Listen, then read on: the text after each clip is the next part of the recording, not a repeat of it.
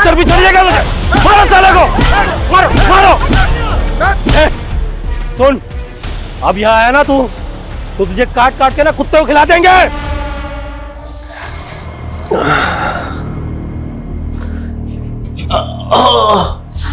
क्या हुआ? कुछ नहीं, पीठ में दर्द हो रहा है। आप लेटिए, मैं बाम लेकर आती हूँ।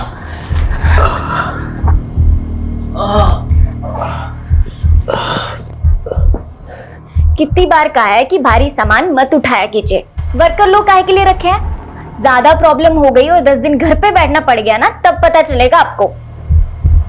समझाइए अपने पापा को, क्योंकि इनसे ज्यादा समझदार तो आप हैं। थोड़ा आराम मिला? हाँ, आराम तो तुम्हारे हाथ लगाते ही मिल जाता है। अच्छा, तो एक काम करते हैं, एक क्लिनिक खोल लेते हैं। पेशेंट्स आएंगे, हम बस टच करेंगे और फीस ले लेंगे। खूब कमाई होगी और फिर हम उससे अपना एक नया बंगला ले लेंगे। सुनो, जितना टच करना है ना हमको कर लो, ठीक है? किसी और को किया ना बहुत बुरा होगा। तुम तो एक पर्सनल डॉक्टर हो ना। अच्छा। हाँ, और एक बंगले की बात, तो तुम्हारे लिए ना माल खरीदेंगे। अब पूछो माल का नाम क्या रखेंगे? का? रज्जी महल। सच्ची में? बातें बनाना तो कोई आपसे सीखे। अरे तुम भी तो सीख लो जरा। छोड़िए ना, बच्चे तीनों जगे हुए हैं, क्या कर रहे हैं? चौथे को भी जगने दो।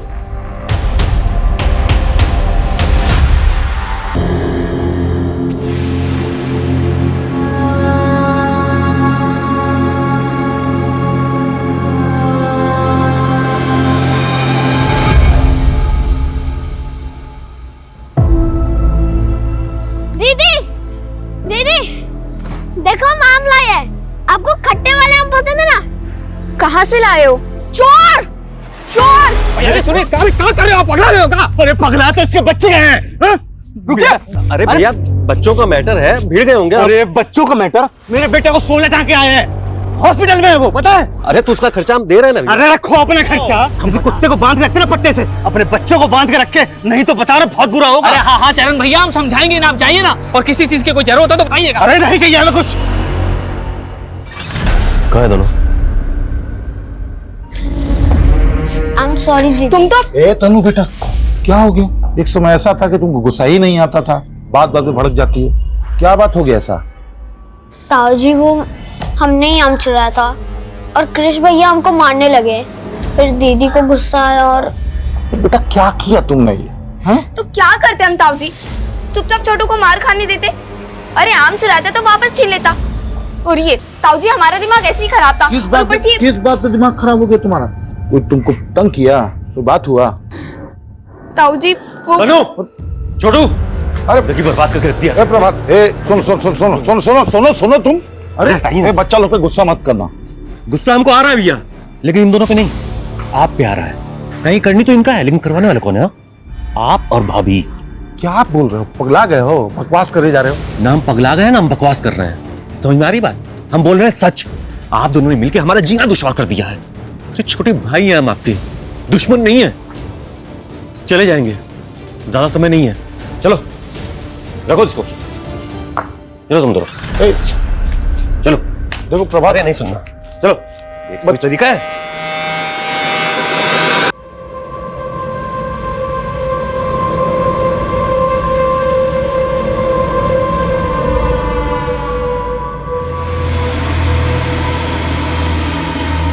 छोड़ो मुझे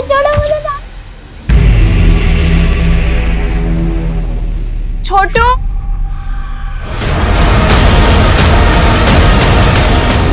इस पे गुस्सा करने से कुछ नहीं होगा। जब तक हम बर्बाद नहीं हो जाते ना, ये सब बंद नहीं होने वाला। कहाँ मिला है तुमको? घर के बाहर। जब से ये सब मिलने लगा है ना कुछ गलत होता जा रहा है। अपनी तनु कितनी शांत स्वभाव की थी, कोई सोच भी नहीं सकता कि पत्थर मार के किसी का सर फोड़ देगी। अगर हम रंगे हाथ पकड़ लेते ना, तो वही हाल करते जो तनु ने कृष का किया।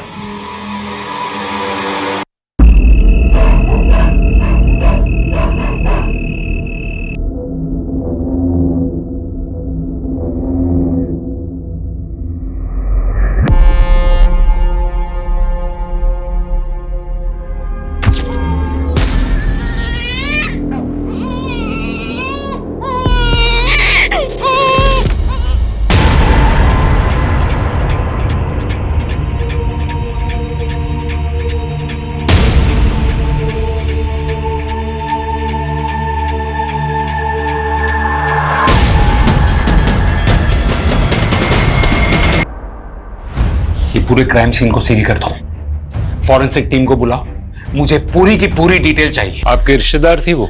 हाँ सर, हमारे छोटे भाई की पत्नी सर। लगता है उनको किसी ने नींद में ही मार दिया है, और उस बच्चे को भी। लेकिन अभी कल ही तो प्रभात भैया घर आए थे। आप? हाँ, हमारी पत्नी है सर। सर हमको अपने भाई प्रभात का और दो छोटा बच्चे का चिंता हो रहा है सर, वो पता नहीं कहाँ गए। आप कुछ कह रही थी कि प्रभात कल रात को घर आया था? हाँ हाँ सर। क्यों? सर वो लोग यहाँ से शिफ्ट होकर जमशेदपुर जाने वाले थे, बस आखिरी बार इसलिए मिलने आया था सर वो। प्रभात, अपना भाभी से इज्जत से बात करो, समझे?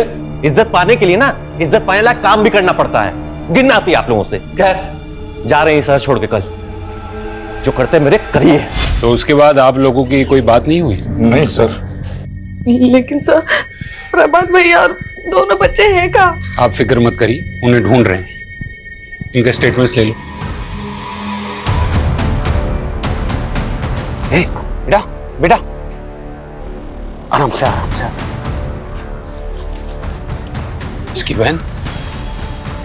बहन कहाँ है? कविता। सर यहाँ देखिए। इसको संभालो।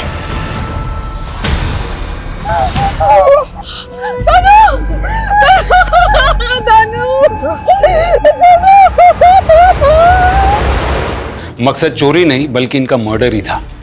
मनीष, उस लड़की ने जरूर कुछ न कुछ देखा है।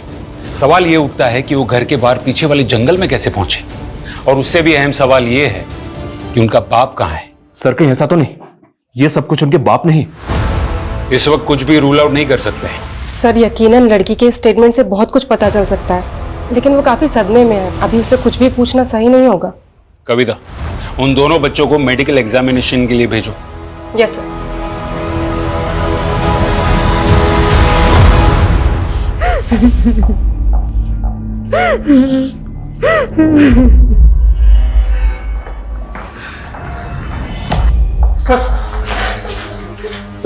सर क्या बोले डॉक्टर? वैसे दोनों बच्चे अभी ठीक हैं, शारीरिक रूप से उन्हें कोई चोट नहीं पहुंची है, लेकिन क्या? तनु के दिमाग पर असर पड़ा है, शायद उसने कुछ देखा है, लेकिन क्या, ये वही बता सकती है। बेटा देखो, तुम्हें कोई कुछ नहीं करेगा, तुम बस बता दो कि तुमने क्या देखा। घर में कोई आया था? अच्छा, जब घर में कोई आया था तब पापा घर में थे? अगर तुम कुछ बोलोगी नहीं तो हम पापा को ढूंढेंगे कैसे? याद करो, कोशिश करो बेटा, जब कोई आया था तब तुम सो रही थी या जाग रही थी? तो क्या हुआ था?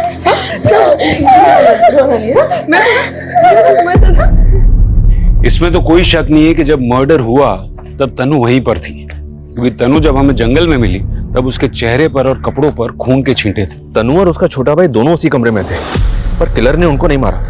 मेरा मतलब सर, दो चश्मदीद गवाहों को जिंदा छोड़ दिया। या तो किलर उनको जानता होगा और वो उनसे इतना प्यार करता होगा कि वो उन्हें मारना नहीं चाहता होगा, यानी कि उनका बाप था, या फिर किलर ने उनको देखा ही नहीं होगा और तनु ने समझदारी दिखाई और वो अपने भाई को लेकर वहां से चुपचाप भाग गई। सर प्रभात और रज्जी का फोन मिला है घर पे, हमने दोनों फोन फॉरेंसिक और साइबर वालों को दे दिए। तनु के लिए काउंसलर का इंतजाम हो गया? यस सर, कल से सेशन स्टार्ट हो जाएगा। छोटू ले बेटा, दूध पी ले। नहीं छोड़ो, क्या दे रहे तुम मेरे भाई को? क्या हुआ तुमको? क्या हुआ? क्या हुआ बेटा? हाँ? धर्म? पता नहीं, मैं तो दूध लेके आया था छोटू के लिए जो आपने मुझे दिया था, इतने में तनु ने मेरे हाथ से छीन लिया। बेटा ये तुम्हारे मामा है ना? हाँ क्या हो? ताई जी, हमें छोटू को दूध पिलाना था। ठीक है, अरे छोटू दूध पी ले। मैंने क्या किया है? इसी का दिमाग खराब हो।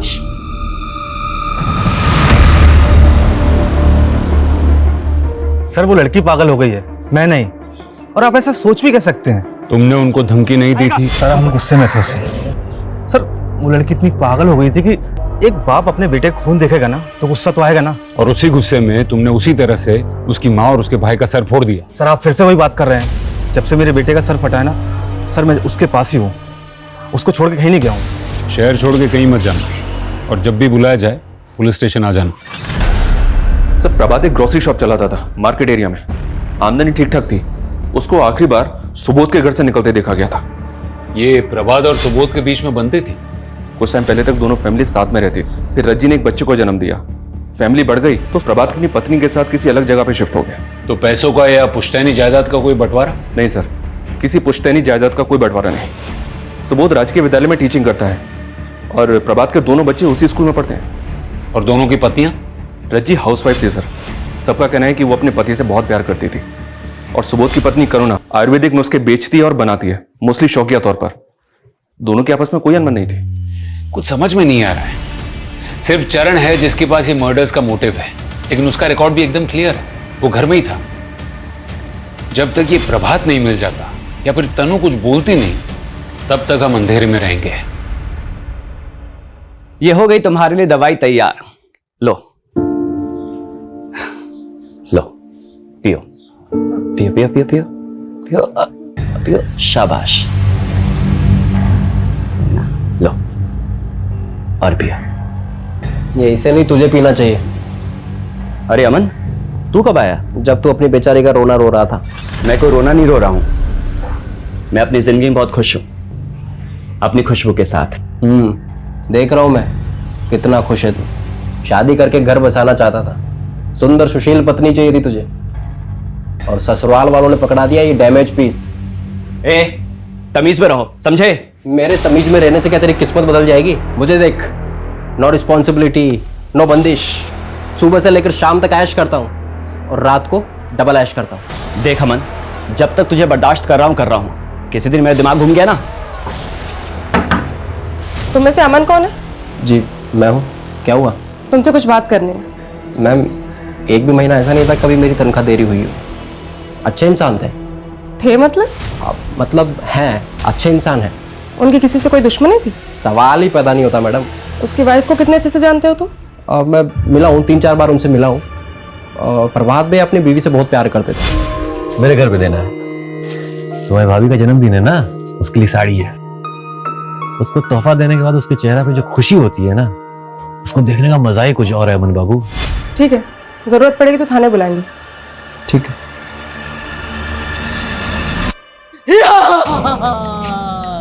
मैं ड्रैगन हूँ, मैं सबको खा जाऊंगा। मुझे सिर्फ छोटू की हंसी रोक सकती है, नहीं तो मैं अमर हूँ। और जैसे जैसे छोटू की हंसी बढ़ती जाएगी, वैसे वैसे मेरी शक्ति कम हो जाएगी।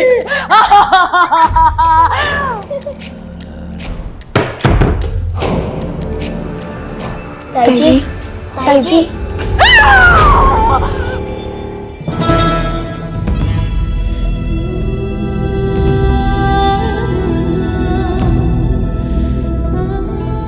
सुबोध जी, लगता है आपकी वाइफ इन बच्चों से बहुत प्यार करती है।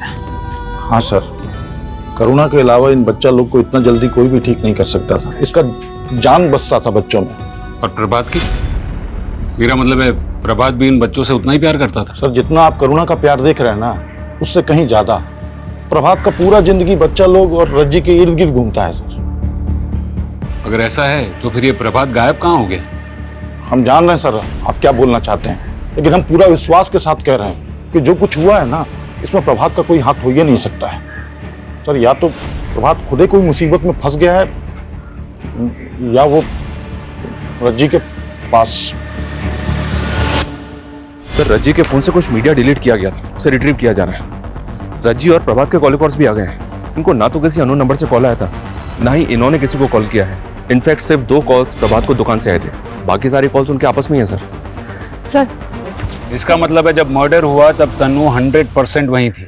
और सर, पोस्टमार्टम रिपोर्ट में वही आया जैसा हमने सोचा था। सर, क्राइम सीन पे जो पत्थर मिला था सर, मर्डर उसी पत्थर से किया गया है। लेकिन सर, कोई फिंगरप्रिंट या फिर डीएनए रिट्रीव नहीं हो पाया। सर, रज्जी पे 4 से 5 बार उस पत्थर से वार किया गया है और बच्चे पे 1 बार।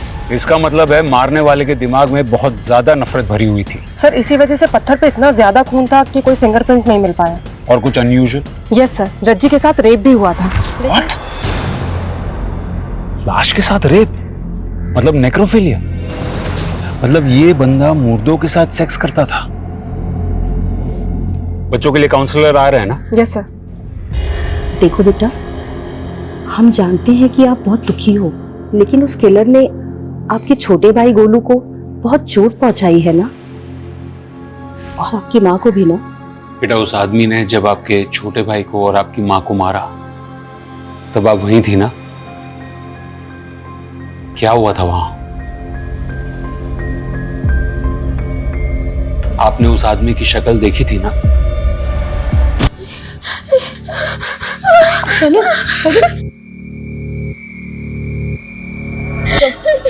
प्लीज, अभी तनु बहुत डरी हुई है, हम बाद में पूछताछ करेंगे।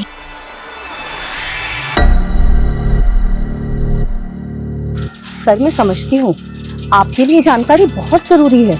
मैडम, सिर्फ जानकारी जरूरी नहीं, जानकारी का जल्द मिलना भी जरूरी। कहीं ऐसा ना हो जाए कि जब तक हमें किलर का पता चले तब तक वो अंडरग्राउंड हो गया। आई अंडरस्टैंड सर, पर तनु अब तक सारी बातें बताने के लिए पूरी तरह से तैयार नहीं है।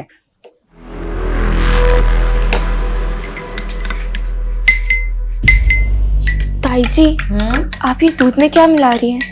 बेटा, ये जड़ी बूटी है ताकि तुम दोनों को अच्छे से नींद आए और खासकर तुम्हें बुरे सपने ना आए। ताई जी, हमको बहुत डर लगता है। इसीलिए तो दवाई दे रही हूँ, सारा डर खत्म हो जाएगा। अब चलो चलो बैठो यहाँ पे, चलो। गुड गर्ल, ये लो, और पूरा खत्म करना है, ठीक है ना? पियो पियो पियो। Good boy.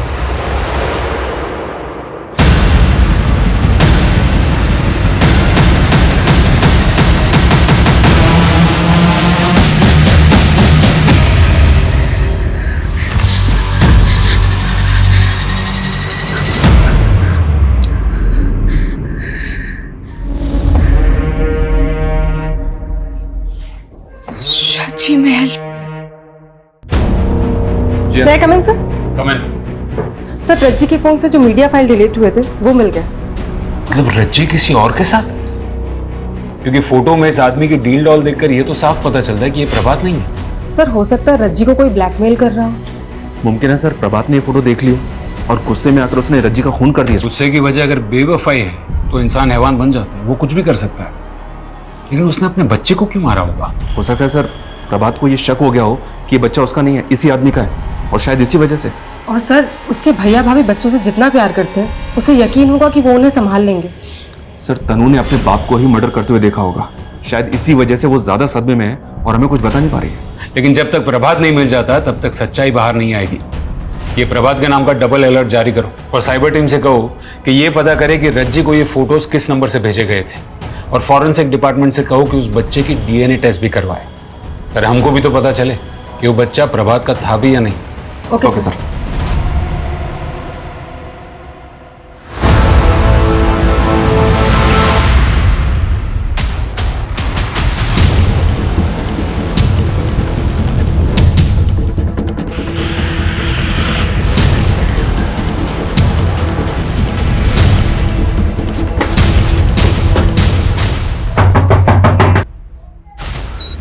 अमन कहाँ है?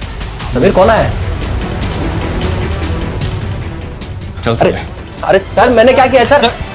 अभी थोड़ी देर में तो खुद बताएगा कि तूने क्या किया है। सर, पर हुआ क्या है? सर सर सर तूने रज्जी को फोटो भेजे थे ना? सर, मैंने नहीं भेजे, हो सकता है मेरे फोन से किसी और ने भेज दिया। तूने रज्जी को फोटो भेजे थे कि नहीं? सर, मैंने भेजे थे। वो प्रभात भैया ने एक बार मुझे अपने घर भेजा था किसी काम के लिए। भाभी जी,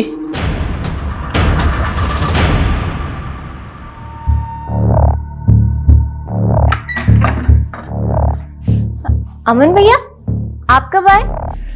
अभी कुछ देर पहले, जब आप अपने कपड़े पहन रही थी।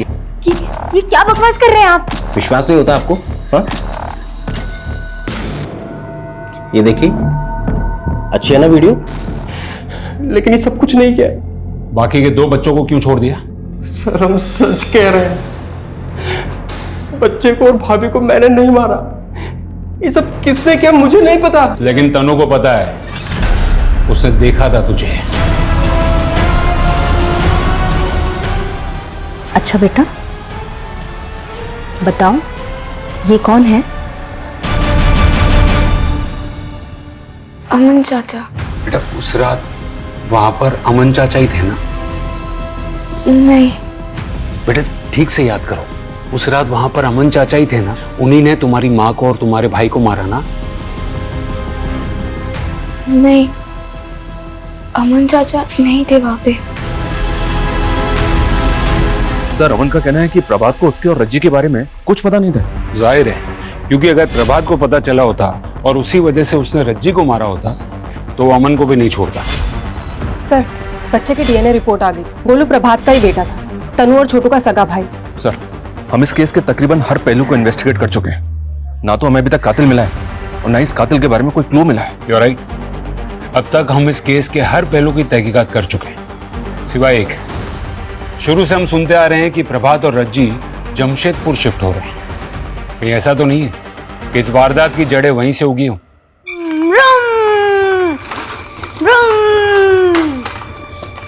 छोटू, हमको आज से बात ही नहीं करनी। हमसे गुस्सा हो तुम? देखो, हमें तुम्हारी फिक्र है ना, इसलिए हम कभी कभी तुम पर गुस्सा करते हैं। कभी कभी तो आपसे डर भी लगता है। तुम्हें कुछ नहीं हो, इसलिए तो हम तुम्हें कभी अपनी आंखों से दूर होने नहीं देना चाहते ना। अच्छा सॉरी,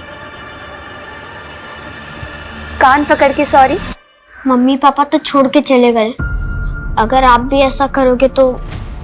सॉरी बोला ना, अब आजा जल्दी से। ये अब से हम लोग हमेशा साथ रहेंगे, खुश रहेंगे। हाँ दीदी, पर रहेंगे कहाँ?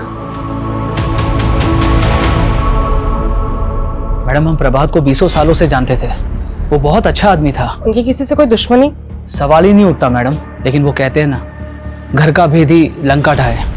क्या मतलब? मतलब उनके भैया और भाभी उनके दुश्मन बने बैठे थे। लेकिन हमें तो पता है कि भैया भाभी दोनों बच्चों से बहुत प्यार करते थे। मैडम, हम कहाँ मना कर रहे हैं इस बात से, लेकिन जरूरत से ज्यादा प्यार भी जहर बन जाता है। करुणा भाभी प्रभात को अपने बच्चे की तरह समझती थी, रज्जी को भी फूलों की तरह रखती थी करुणा भाभी। लेकिन फिर तन्नू के जन्म के बाद करुणा भाभी ने बच्चे की सारी जिम्मेदारी अपने सर पर ले ली। कभी कभी तो यही समझ नहीं आता था कि बच्चे की माँ रज्जी है या फिर करुणा भाभी। बस यही बात रज्जी को खलने लग गई। हमें पता है कि जब प्रभात ने अलग होने की बात की थी तो दोनों भाइयों में काफी कहासुनी हुई थी। जी बिल्कुल मैडम। करुणा भाभी की तबीयत फिर बिगड़ने लग गई, उन्हें दौरे से पड़ने लग गए। सुबोध भैया ने उनका इलाज कहाँ नहीं करवाया। लेकिन फिर दोनों भाइयों के बीच में एक समझौता हुआ कि करुणा भाभी कभी कभी बच्चों से मिलती रहेगी। थोड़ा समय लगा, लेकिन करुणा भाभी ने इस समझौते को स्वीकार लिया। सर, जमशेदपुर से कोई खास खबर नहीं है। सिर्फ इतना पता चला है कि प्रभात ने वहाँ पे घर किराए पे लिया था जहाँ वो शिफ्ट होने वाला था।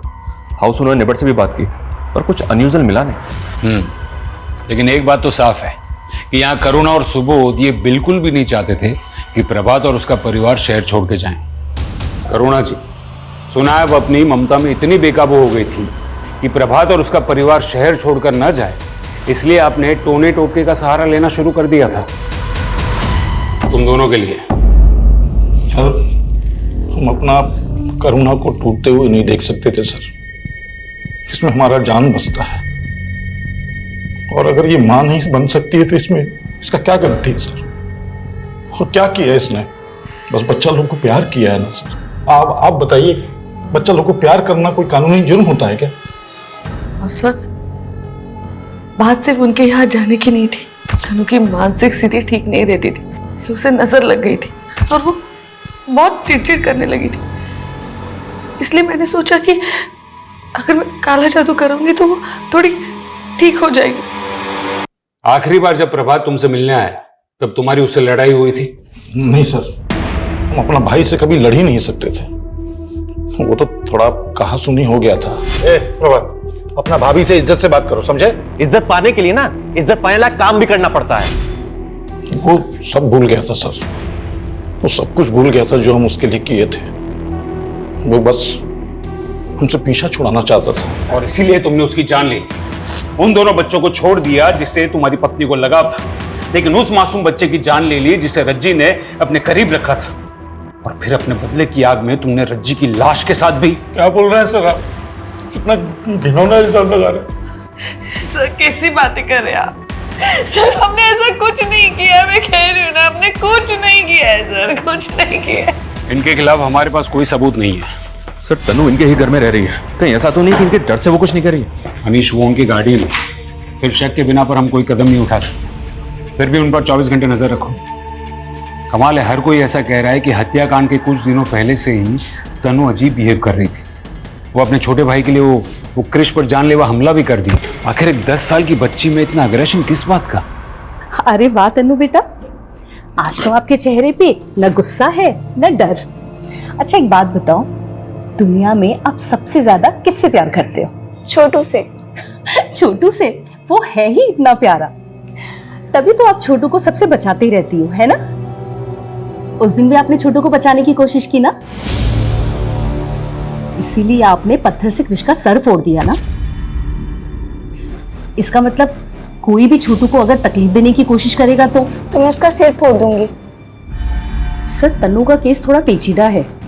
उसे अपनी माँ की मौत देखने का, अपने भाई की मौत देखने का, अपने बाप के लापता होने का दुख तो जरूर होगा, पर उससे भी ज्यादा सदमा उसे छोटू को कुछ हो जाने के डर का है। इसका मतलब है कुछ ऐसा हुआ होगा जिसे तनु को लगे कि छोटू को खतरा है। वो छोटू को लेके अब भी इतनी पॉजिटिव है कि किसी को भी उसके करीब जल्दी जाने ही नहीं देती। जिस खतरे से तनु अपने भाई को बचाना चाहती है, क्या वो खतरा उसकी माँ और भाई की मौत से जुड़ा हुआ है? ये अब क्या बना रहे हो दीदी? ये रज्जी महल है, ये पापा ने हमारे लिए बनाया।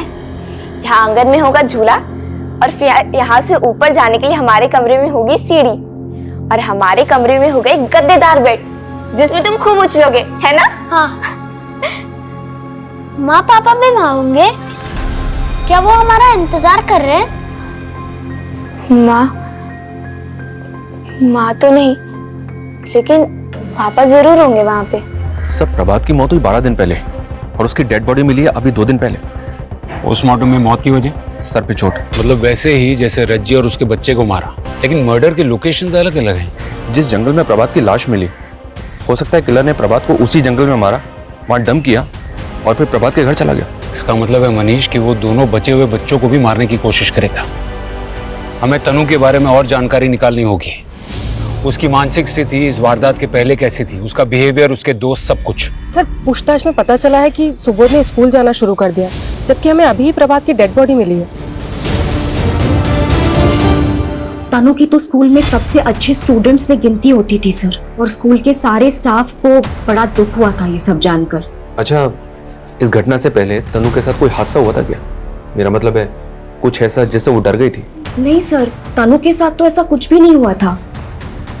हाँ, लेकिन छोटू के दोस्त के साथ एक दुर्घटना जरूर हुई थी। क्या हुआ था? छोटू के दोस्त को सांप ने काट लिया था और बेचारे की डेथ हो गई थी। नाम क्या था उसका? रोहन। तनु, छोटू, सुनिए, आपने तनु और छोटू को देखा क्या? क्यों, क्या हुआ? पता नहीं कहाँ चले गए।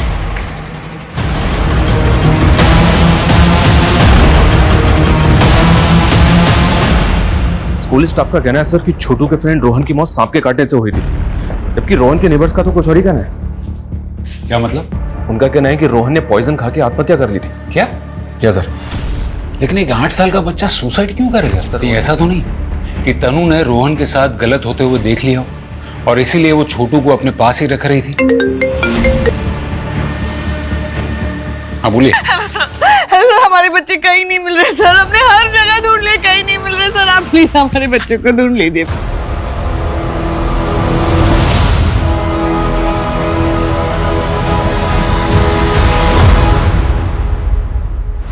मॉलेस्टेशन? सर मैं यकीन के साथ तो नहीं कह सकती, लेकिन एक आदमी को देखा गया है स्कूल में जो अक्सर बच्चों के काफी करीब रहता था।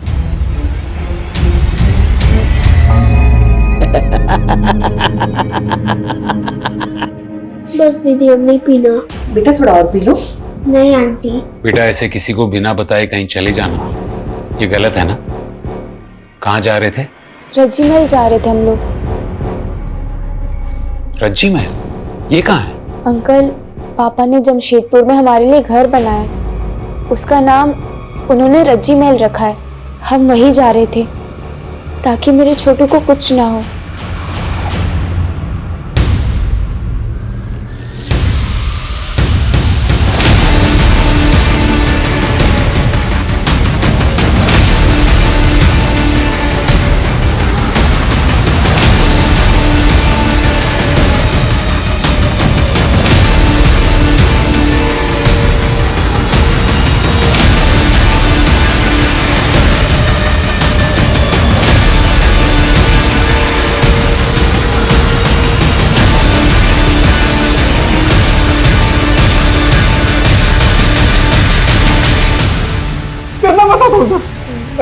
सच बताता हूँ, मारिए मत सर। चल बोल। सर मैं स्कूल की कैंटीन में चीजें सप्लाई करता हूँ, बस मेरी एक ही गंदी आदत है सर, उसी में फंस जाता हूँ सर। ऐसे ही एक दिन मुझे रोहन मिल गया। और रोहन ने तो आत्महत्या कर ली, लेकिन तुझे डर था कि तन्नू कहीं तेरा राज न खोले, इसलिए सबसे पहले तूने प्रभात को मारा और फिर उसके घर गया उसके पूरे परिवार को मारने के लिए। सर मैं मानता हूँ कि मैं गंदा आदमी हूँ, पर सर मैं कातिल नहीं हूँ सर, मेरे यकीन मानिए सर।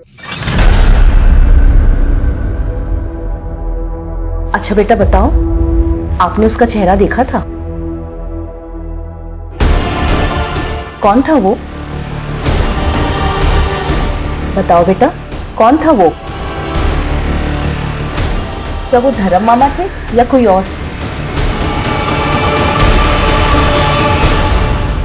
मुझे इसी बात का डर था। तन्नू का दिमाग उस हादसे की याद को दबाने की कोशिश कर रहा है। हमको उसका चेहरा याद नहीं है, एकदम याद नहीं है। अगर वो कह रही है कि उसे कुछ याद नहीं, तो वो झूठ नहीं बोल रही, बल्कि उसका दिमाग उसके साथ खेल रहा है। उसका ब्रेन उसे ये सोचने पे मजबूर कर रहा है कि छोटू की जिंदगी की सलामती ही उसके लिए सबसे ज्यादा जरूरी है। हमें उसे थोड़ा और वक्त देना चाहिए। अमन, सुबोध और धर्म, ये हमारे 3 सस्पेक्ट्स हैं। अमन और धर्म सेक्सुअल ऑफेंडर्स की लिस्ट में आते हैं और वो हमारी हिरासत में। अमन और धर्म ने बाकी सारी चीजों को मान लिया है, लेकिन ट्रिपल मर्डर से साफ इनकार कर दिया है। फॉरेंसिक भी धर्म के फेवर में है। किसी ने भी उसे प्रभात के घर आते जाते देखा नहीं है, यहां तक कि उसकी फोन की लोकेशन भी वहां की नहीं है। ये रैंडम किलिंग भी नहीं हो सकती सर, क्योंकि प्रभात को उसके घर में नहीं मारा गया। इसका मतलब साफ है, प्रभात को मारने वाला उसको और उसकी फैमिली को अच्छी तरह से जानता था। बिल्कुल, उसने पहले प्रभात को मारा होगा और फिर वो उसके घर गया होगा। रात का वक्त था, इसलिए जाहिर है सब लोग सो रहे होंगे और इसलिए वो दीवार फांदकर कुंडी तोड़कर घर में घुसा होगा। उसे कहीं विश्वास था कि तनु और छोटू कुछ नहीं बता पाए, इसलिए रज्जी और छोटे बच्चे को मारने के बाद वो उन दोनों के पीछे भागा नहीं, ना ही उन्हें ढूंढने की कोशिश की, बल्कि मरी हुई रज्जी का रेप करने लगा। ये ट्रिपल मर्डर को अंजाम देने वाला घर में सिर्फ और सिर्फ अपने दिमाग के फितूर को शांत करने आया था। अपने नेटवर्क को और भी ज्यादा एक्टिवेट करो, खबरियों की मदद लो और ये जानने की कोशिश करो कि उनकी फैमिली में दूर दूर तक ऐसा कोई रिश्तेदार है जिसकी सेक्सुअल दरिंदगी की हिस्ट्री हो। Okay sir. Okay sir.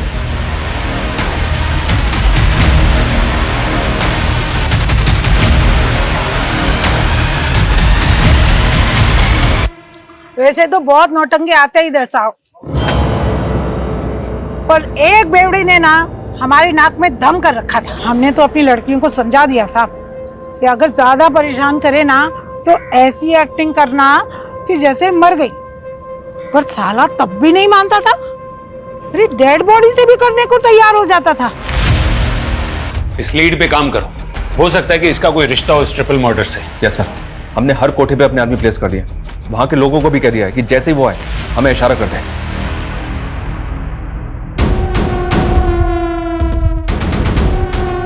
Sameer Sheikh, अमन का बड़ा भाई। नहीं सर, नहीं सर, नहीं सर। चल बोल। अमन ने मुझे रज्जी के साथ वाला वीडियो दिखाया था।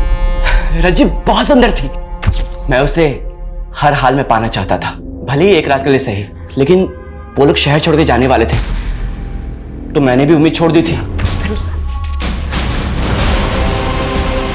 मैंने तो बस इसलिए मारा था ताकि वो बेहोश हो जाए और मुझे पहचान न सके। लेकिन वो तो मर गई, और वो बच्चा, उसकी आवाज मेरे कान में चुभ रही थी। इतनी हैवानियत, इतनी दरिंदगी।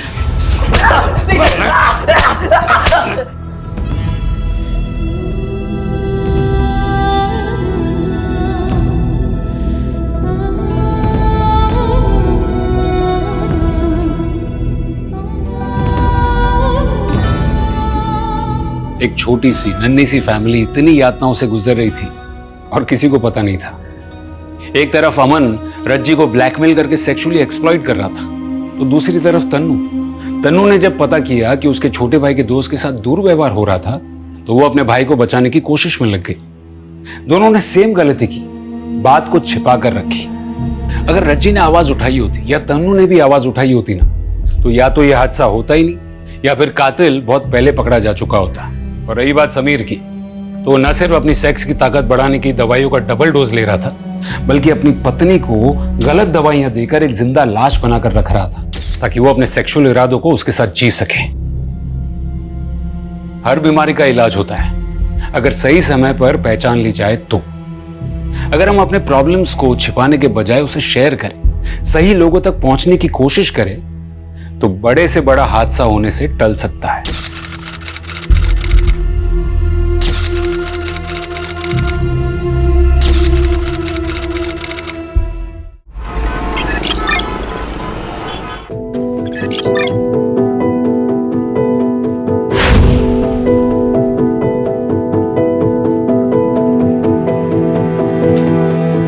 उशीर होतोय का तुला?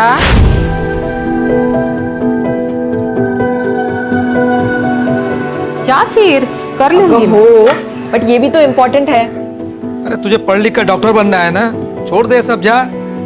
बाबा सपना इम्पोर्टेंट है, लेकिन फर्ज उससे भी ज्यादा इम्पोर्टेंट है।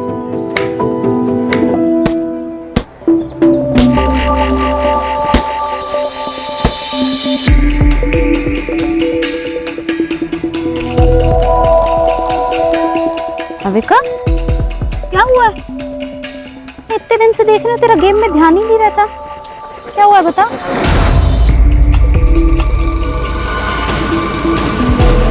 यार कुछ नहीं हुआ यार, बस मेरा मन नहीं लग रहा है। बस मुझे थोड़ा टाइम अकेले रहना दो दुर्गा, प्लीज।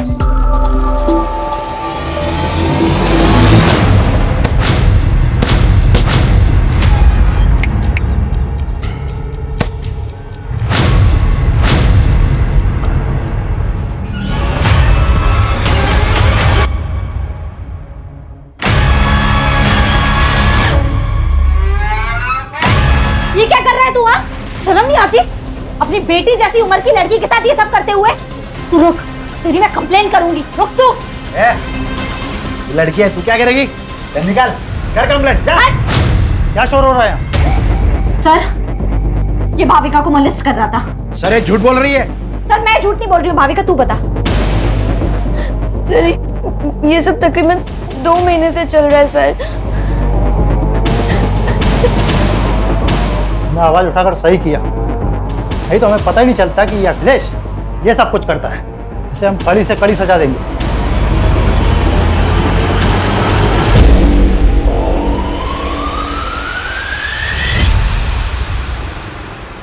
जितनी लोगों की हेल्प करती है उतना पढ़ाई पे भी ध्यान देना। ये ले मेरे नोट्स। अब लास्ट डे पर रट्टा मारेगी ना, और नहीं तो क्या। मुझे तेरी तरह डॉक्टर थोड़ी बनना है, मुझे तो स्पोर्ट्स में अपना करियर बनाना है। एक काम कर, तू ना डॉक्टर बन के पैसे कमा, मैं देश के लिए गोल्ड मेडल लाती, दोनों ऐश करेंगे। भाई क्या ऐश की बातें हो रही है, मुझे भी तो बताओ। मैं भी तो दोस्त हूँ तुम्हारा। दोस्त नहीं, दुर्वा मेरी बहन जैसी है। मतलब तेरी भी बहन जैसी है क्या? बहन नहीं है वो मेरी।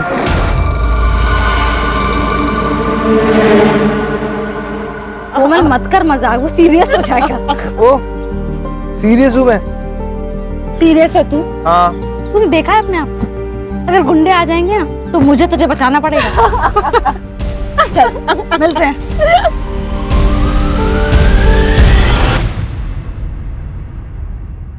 देखो नारायण भाऊ, तुषार के पापा के जाने के बाद से मैंने अकेले उसे पाल पोस के बड़ा किया, उसे इंजीनियर बनाया। इसलिए शादी के लिए मेरी कुछ शर्तें हैं। मैं चाहती हूँ कि शादी का सारा खर्च आप करें, और तुषार ने एक घर भी लिया है तो उसमें लगने वाला सारा सामान आप करके देंगे। ठीक है, मैं कोशिश करूंगा।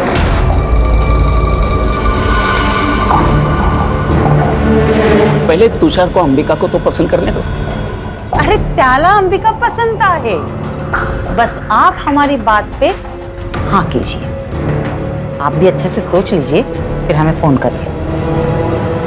नमस्ते। नमस्ते। नमस्ते। अरे दुर्वा तू आली? चल आप मुझे सुन।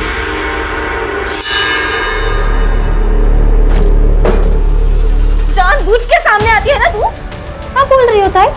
ज्यादा नाटक मत कर।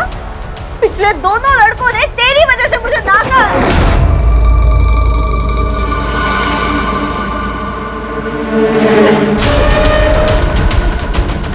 अब सबको सुंदर और करूं? साथ दे दो अपनी। ये क्या बोल रही है तू? चुप चुप बोल। दुर्वा, तू बाहर जा। रुक, जाओ।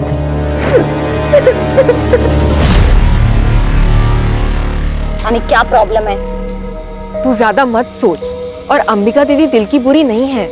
और अंबिका दीदी की एक बार शादी हो गई ना कि उनकी नाराजगी भी खत्म हो जाएगी। चल ना यार, अब ऐसे मत रहना। थोड़ा सा हंस दे यार, तू ऐसे बिल्कुल अच्छी नहीं लगती। थोड़ा सा मत कर यार। अरे यार। हेलो, एक बात बता मुझे, तुझे समझ नहीं आ रहा है क्या कि मुझे तुझसे बात नहीं करनी? हाँ, क्यों फोन करता है मुझे बार बार? और इतना ही बहुत ज्यादा प्यार हो गया है तो एक काम कर, सामने आना। ये फोन पर साइको जैसी हरकत करने की क्या जरूरत है? क्या हुआ? पता नहीं कौन है, फोन करता है और बोलता है आई लव यू। नया मजनू? मजनू पड़ेगा।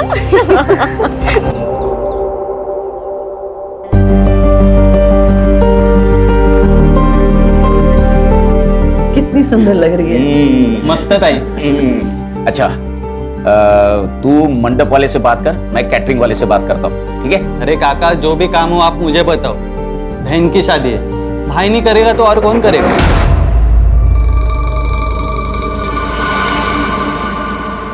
बाबा, मैं शादी में नहीं आ पाऊंगी। मेरा मैच है, मैं पुणे जा रही हूँ। कैंसिल कर दो। कैंसिल नहीं हो सकता बाबा, सॉरी। अरे आइट ना कर दुर्वा, अरे सुन तो। अरे क्या हुआ है, क्या है इसको? कुछ नहीं, बस एक बार अंबिका की शादी हो जाए फिर सारी टेंशन खत्म हो जाएगी। और तू क्या करती है आंखों में? हाँ, ये डर लगती है, हकलाने क्यों लगती है? ऐसे आवाज नहीं उठाएगी ना तो ये लोग काट खाएंगे तुझे। मैं नहीं आऊंगी ना हमेशा बचाने। अच्छा ठीक है, चल नाराज मत हो। मुझे बहुत भूख लगी है, खाना खाए? नहीं, मेरा सुबह से पेट दर्द हो रहा है, कुछ अच्छा नहीं लग रहा, मुझे नहीं खाना। अच्छा चल, मैं तुझे हल्दी वाला दूध देती हूँ।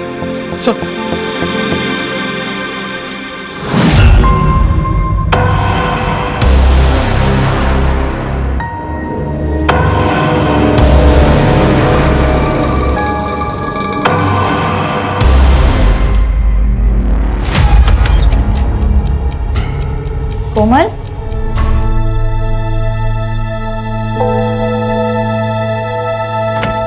कोमल, कोमल क्या हुआ है? कोमल तू रो क्यों रही है? तू ऐसे रोएगी तो टेंशन के मारे मेरी जान चली जाएगी। बोल क्या हुआ है?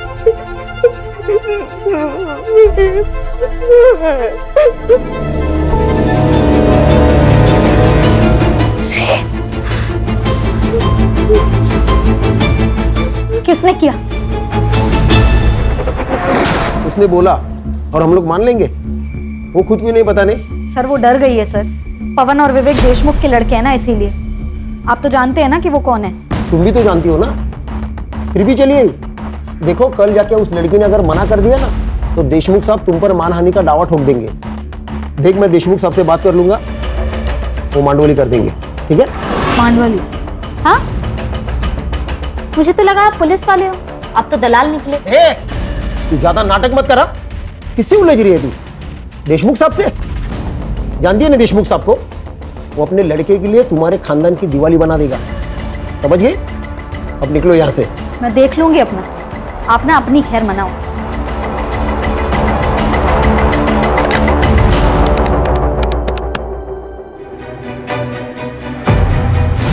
बोलो।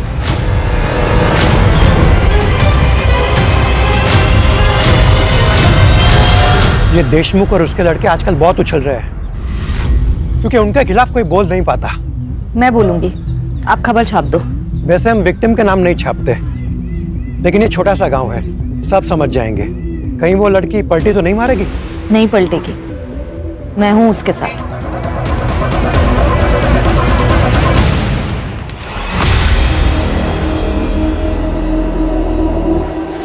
कोमल, अगर काय है? क्या ये सच है?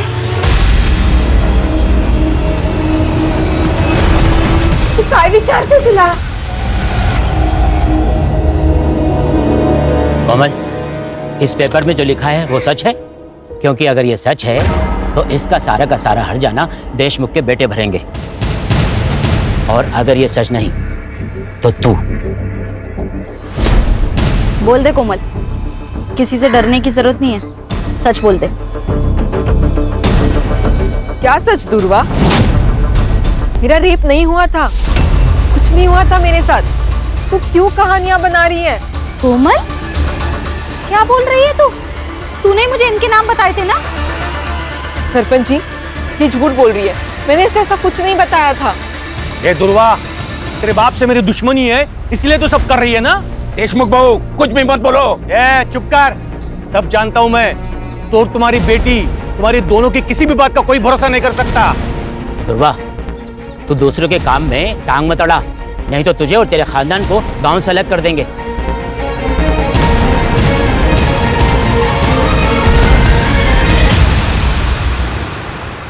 कोमल, चहा झालंय, आवर तुझं लवकर।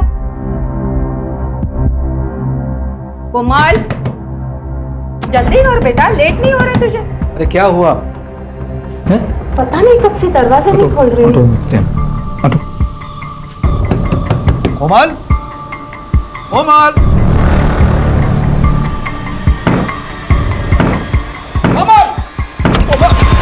काकू, काकू, ये सुसाइड नहीं है, ये मर्डर है। हमें ना कुछ करना चाहिए, कोमल को इंसाफ दिला। अरे नहीं चाहिए इंसाफ हमें, और तू दूर रह हमसे। तूने जितना हमारी मदद की ना, उतना काफी है हमारे लिए। जा बाबा, जा जा, तू भी जा, जा जा। आखिर ये क्या बोल रहे हो आप? कोमल सिर्फ मेरी दोस्त नहीं थी, मेरे लिए मेरी बहन जैसी थी। जितनी तकलीफ आपको हो रही है ना, उतनी मुझे भी हो रही है। पर अपनी बहन के जाने पर अब मैं रोना नहीं चाहती, मैं लड़ना चाहती हूँ। बस कर दुर्वा, बस कर, हमसे नहीं होगा। मुझसे होगा, पर मैं केस भी फाइल करूंगी और कोमल को इंसाफ भी दिलाऊंगी।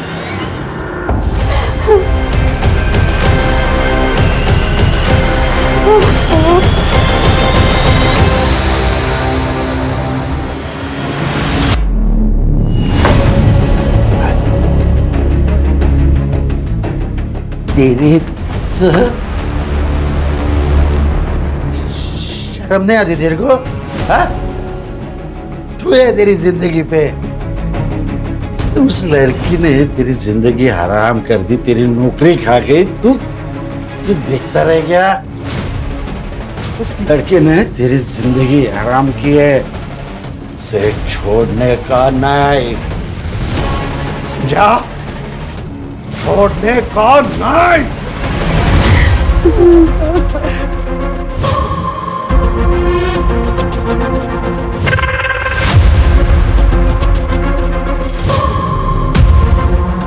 राणे, इन लोगों को खबर किसने दी? सर, जिस आदमी ने देखा था उसी गांव में रहता है, और उसने पहचान लिया था इस लड़की को। आसपास कुछ मिला?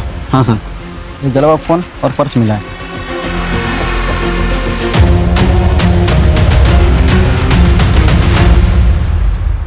जो हुआ बहुत बुरा हुआ है।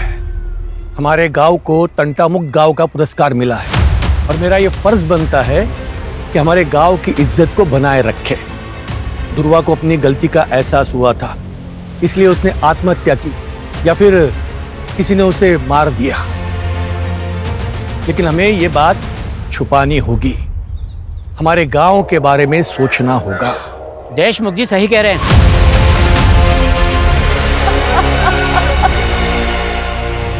एक लड़की को न्याय का भी अधिकार नहीं है। ये आत्महत्या है या हत्या, ये तय करना पुलिस का काम है। लेकिन यहाँ कुछ पार्टी के नेता खुद को तानाशाह समझकर ये निर्णय खुद ही ले रहे हैं। क्या वो इस देश की बेटी नहीं है? हमें न्याय चाहिए। दुर्गा के लिए हमें खड़े होना पड़ेगा। सर, ये औरतों के अगेंस्ट क्राइम्स खत्म ही नहीं हो रहे। आए दिन ऐसे खबरें सुनने पड़ती है। कभी कभी मुझे बहुत अजीब लगता है, ये अपना समाज माँ सरस्वती, माँ दुर्गा, माँ लक्ष्मी की पूजा करता है, जो कि स्त्री का रूप है, और दूसरी तरफ औरतों के साथ ही हैवानियत से पेश आता है। लेकिन ये समाज की सोच हम लोग बदल सकते हैं, कोशिश कर सकते हैं। और इसीलिए ये केस टेक ओवर करने का सोचा है मैंने, ताकि नेशनल इशू ना बन जाए। लोकल पुलिस स्टेशन को इन्फॉर्म कर दो, हम लोग आ रहे हैं।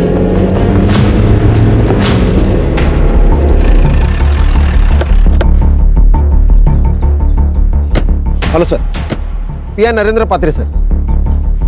सर, ये एविडेंस और पंचनामा की रिपोर्ट। लड़की का नाम ध्रुवा मोहित है सर। क्राइम स्पॉट से उसका मोबाइल और पर्स मिली। क्राइम स्पॉट कहाँ है? करड़े जरा आसपास देखो। सुनसान जगह पर ये लड़की क्या कर रही होगी? तुम कितने साल से डिपार्टमेंट में काम कर रहे हो अर्चा? हाँ, कॉमन सेंस है। यहाँ तो इसको बुलाया गया या जबरदस्ती लाया गया होगा? सर, लोग तो सुसाइड की बातें कर रहे हैं। लोग कह रहे हैं इसलिए सुसाइड है ये। हाँ, लोग तो ये भी कहेंगे कि सॉल्व हो गया तो हो गया केस सॉल्व। बारीक बारीक चीज़ों को देखना पड़ता है। इन्वेस्टिगेशन की ठीक से नहीं की होगी। एक बात बताओ, गांव से इतने दूर ये सुसाइड करने आई होगी यहाँ? हाँ?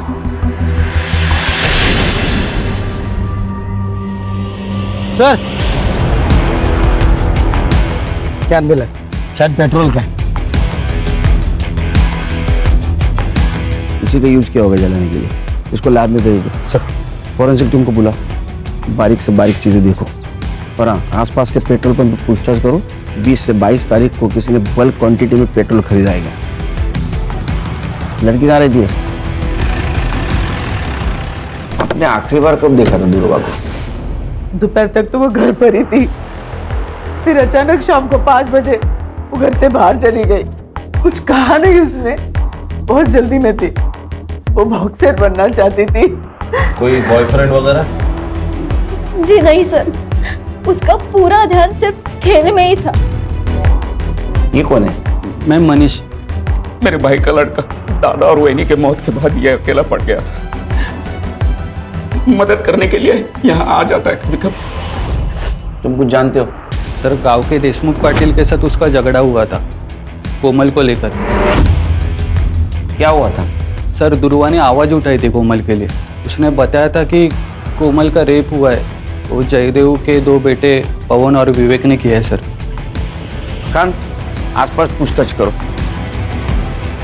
इन सबकी कुंडली चाहिए मुझे सर, और ध्रुवा की सीडीआर रिपोर्ट निकालो। पता तो चले ध्रुवा की जिंदगी में क्या हो रहा था।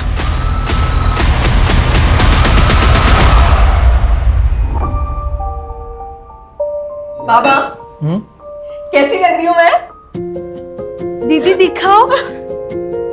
दीदी आप कितनी प्यारी लग रही हो, एकदम हीरोइन जैसी। हाँ, एकदम सुंदर लग रही है हमारी बेटी। लेकिन बाबा, मैं शादी डॉक्टर बनने के बाद ही करूंगी, और वो भी एक डॉक्टर के साथ। क्यों? क्योंकि एक डॉक्टर ही तो डॉक्टर की लाइफ समझ सकता है।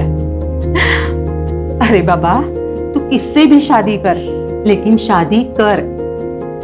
हमें तुझे दुल्हन के जोड़े में देखना है।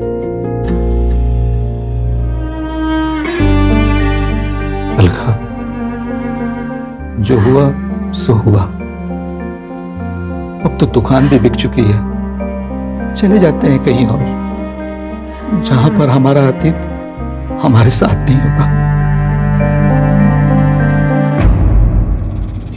अकेले सर मुझे मॉलेस्ट करते थे। अभी सुना है कि अकेले सर बेल पे छुड़ गए हैं।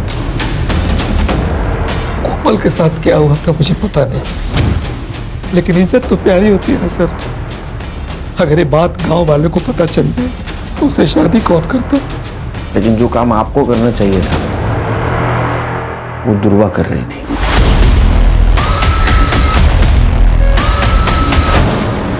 अगर मेरे बेटों ने कुछ किया है तो सबूत लेके आइए। बिना वारंट के आप उनसे बात भी नहीं कर सकते। उस लड़की का बयान तो होगा ना आपके पास? वैसे भी उस लड़की ने हमारे बच्चों पर लगाए इल्जाम को खारिज कर दिया है। तो काय का केस? दुआ करो तुम्हारे बेटे निर्दोष साबित हो, तो तुम घसीट के लेके जाऊंगा, कॉलर को पकड़ के।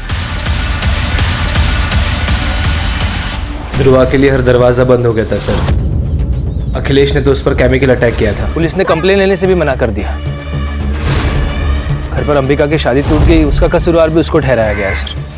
उसके माँ बाप उसको कहीं दूर भेजना चाहते थे, पर सर उसके माँ बाप भी संत लोग नहीं थे।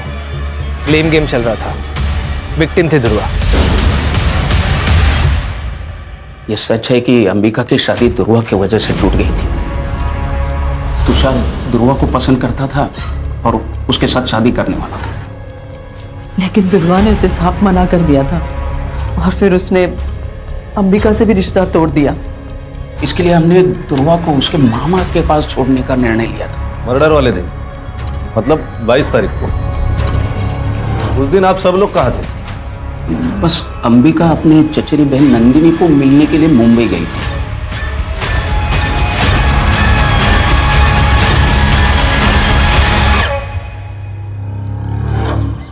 क्या बात है? एक केमिकल अटैक होता है और उसकी कंप्लेंट नहीं लिखते तुम? सर वो लड़की झूठ बोल रही थी। सच और झूठ बाद में पता चल जाएगा। तुम्हारा पहला धर्म था कंप्लेंट लिखना, समझे? पुलिस स्टेशन का सीसीटीवी फुटेज चाहिए मुझे, और जब तक सच का पता नहीं चलता घर पे आराम करो।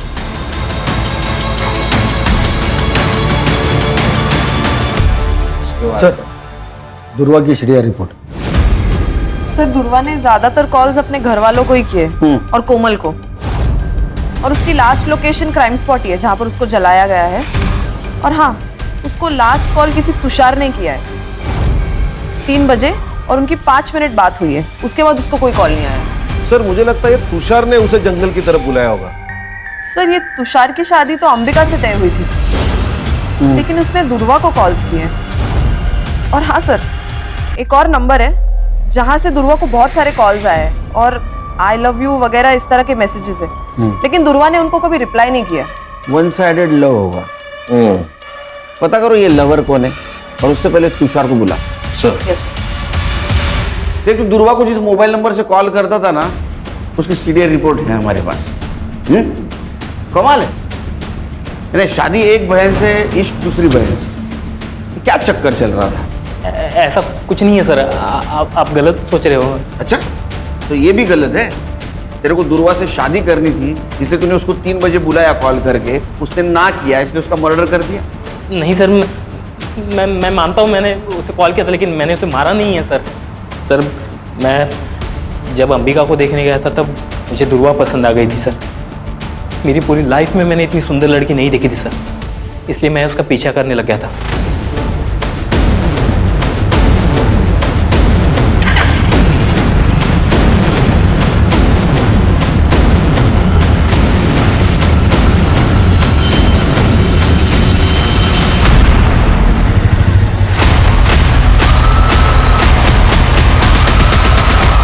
अच्छा, तो दुर्वा भी हाथ से चली गई, अंबिका भी चली गई, इसलिए गुस्सा आया और तूने दुर्वा को मार दिया।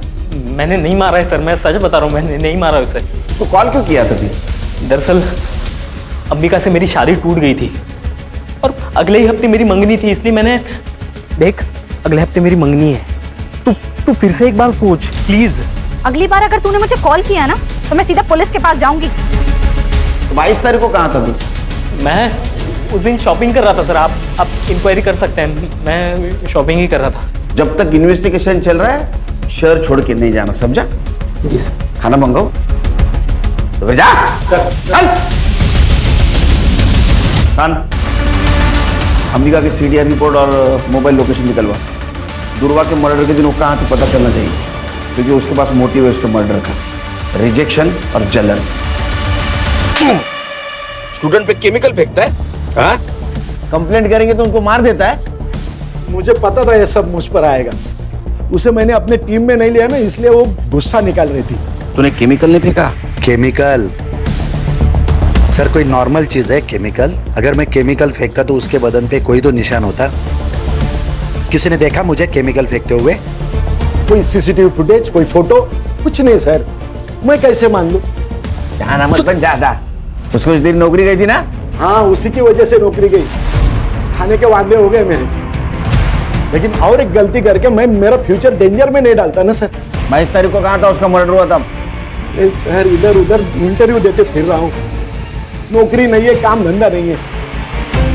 उस दिन देर रात घर पे पहुंचा, देख क्वार्टर मारी और सो गया।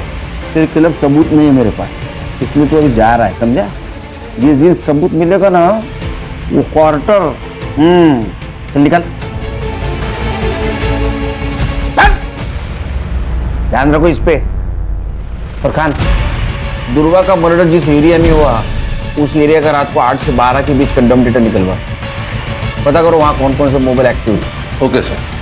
सर, ये दुर्वा का पोस्टमार्टम रिपोर्ट। वो 3 महीने प्रेग्नेंट थी सर। क्या? जी सर, 55% फीटस जल चुका है, लेकिन फिर भी हम डीएनए मैच के लिए उसे यूज कर सकते हैं। और हाँ सर, उसकी मौत रात को 9 से 11 बजे के बीच हुई है। लेकिन उसके घर वालों ने तो कहा था 5 बजे ही निकल गई थी वो। तो 5 से 9 के बीच में क्या कर रही थी वो? सर, सीडीआर में कोई लव एंगल भी नहीं सामने आया है। शायद तुषार के साथ ही उसके संबंध हो। सर वो अननोन कॉलर भी हो सकता है। उसने दुर्वा के साथ जबरदस्ती की और उसी की वजह से वो प्रेग्नेंट हुई। तो फिर उसने बात छुपाई क्यों? अगर वो प्रेग्नेंट थी तो किसी मैटरनिटी होम में जरूर गई होगी। आसपास के मैटरनिटी होम में चेक करो। अरे अखिलेश और तुषार, इन दोनों का डीएनए मैच करवाओ पूर्वा के फिटस से। तब तक हम उसके माँ बाप से मिलते, देखते हैं उनको कुछ पता था क्या उसकी प्रेगनेंसी के बारे में। क्या दुर्वा प्रेग्नेंट थी? आप तो ऐसा रिएक्ट कर रहे जैसे आपको पता ही नहीं था। सर मैं सच कह रहा हूँ, हमें कुछ भी पता नहीं इस बारे में। नहीं, आपको पता था आपकी लड़की प्रेग्नेंट है, बिना शादी की प्रेग्नेंट है, इसलिए आपने उसका कॉलेज बंद करवा दिया। दुर्वा की वजह से 3 बार अंबिका के रिश्ते टूट गए। जो लोग अंबिका को देखने आते वो दुर्वा को पसंद करते, इसलिए हमने सोच लिया कि दुर्वा को उसके मामा के पास मुंबई भेज देते ताकि अंबिका की शादी हो जाए। बस यही वजह थी।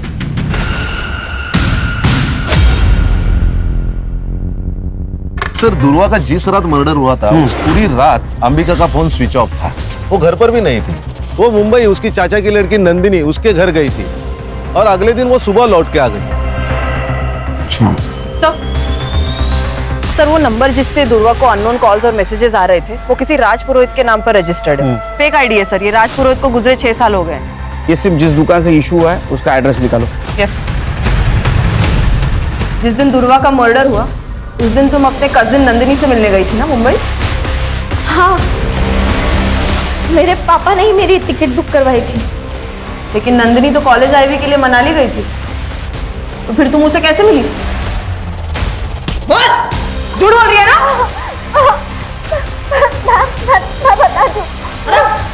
मैं बता दूं। हाँ, मैंने आपसे झूठ कहा। मैं मुंबई गई थी पर नंदिनी से मिलने नहीं, तुषार से मिलने। तुषार एक बार मेरी बात तो तुम सुनो, मैं तुमसे शादी नहीं कर सकता। अपनी बहन को देखो और अपने आप को देखो, कोई कंपैरिजन है? नहीं है बिल्कुल। तुषार, फिर रात को मैं वहां से लौटी और सुबह मुझे दुर्वा के बारे में पता चला। जब तक ये इन्वेस्टिगेशन खत्म नहीं होता ना, शहर छोड़ के मत जाना, समझी? सर ये दुर्वा शादी के पहले प्रेग्नेंट थी और ये अंबिका की शादी न होने की वजह भी दुर्वा ही है। ये दुर्वा ने गांव के सबसे बड़े आदमी देशमुख से पंगा लिया था। जो दूसरों के लिए खड़ी होती है वो खुद के लिए आवाज नहीं उठाएगी। बिल्कुल सर, उसकी आवाज चुप कराने के लिए मुझे लगता है उसके माँ बाप ने उसे मारा होगा ताकि इज्जत भी बची रहे और अंबिका की शादी भी हो जाए। एक काम करो, ये फैमिली के बैंक डिटेल्स चेक करो, देखो 22 तारीख को कोई ट्रांजैक्शन हुआ है क्या, विड्रॉल या डिपॉजिट का। Yes sir. सर तुषार के डीएनए रिपोर्ट नेगेटिव, दुर्वा की पिटा से मैच नहीं हो रही। अब ये दुर्वा पहली बनते जा रही है। उसके साथ अगर रेप हुआ है तो चुप बैठने वालों में से नहीं है, और उसके सीडीआर से भी कोई पता नहीं चल रहा है उसका कोई लव एंगल था। आखिर ये मामला क्या है? सर ये देखिए पेट्रोल पंप की फुटेज। ये आदमी ने बल्क क्वांटिटी में पेट्रोल खरीदा है। कौन है ये आदमी? ये पवन और विवेक का आदमी है, मन्नू। सर मैंने कुछ नहीं किया सर, मुझे मत मारिए सर। 21 तारीख को तूने वो तेरे साहब की गाड़ी पेट्रोल से फुल कर दी, बाद में 23 तारीख को फिर से तूने टाकी फुल की, लेकिन तू गांव में ही था। तो क्या कर रहा था तू? हाँ, पेट्रोल से खाना पका रहा था। वो सर गाड़ी की टाकी लीक हो गई थी तो पूरा पेट्रोल निकल गया था। उसके बाद मैंने वो ठीक की और फिर से पेट्रोल भरा सर मैंने। झूठ मत बोल। ये पवन और विवेक के कहने के ऊपर तूने दुर्वा को जिंदा जला दिया है ना? बोल।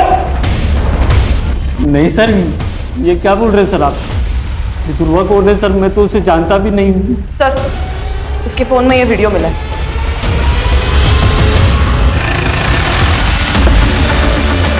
अरे हाँ, हो जाएगा तुम्हारा काम। हाँ चलो एक घेर देना, घेर। बात करता हूं मैं। अरे ये क्या चल रहा है? चुप। मैं क्या बोला था? जिस दिन मेरे हाथ सबूत लगेगा, कॉलर को पकड़ के घसीट के लेके जाऊंगा। मन्नू को जानता है तू? जिसने तेरी वीडियो बनाई, कोमल के साथ रेप करते हुए, हमारा गवाह बन चुका है वो।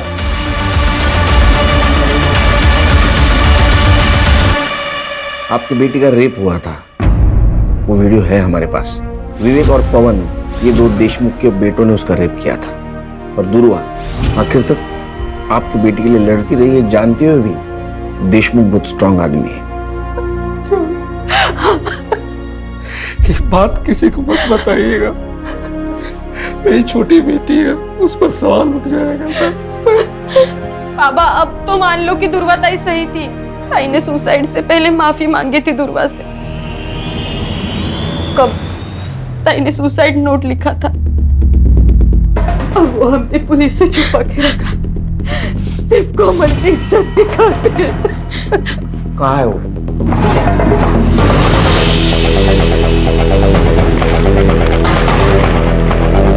एक बार तो मैं वो दर्द सह गई, लेकिन जब वो फिर से आए। दुर्वा ने एक अच्छी दोस्त होने का फर्ज निभाया आखिर तक।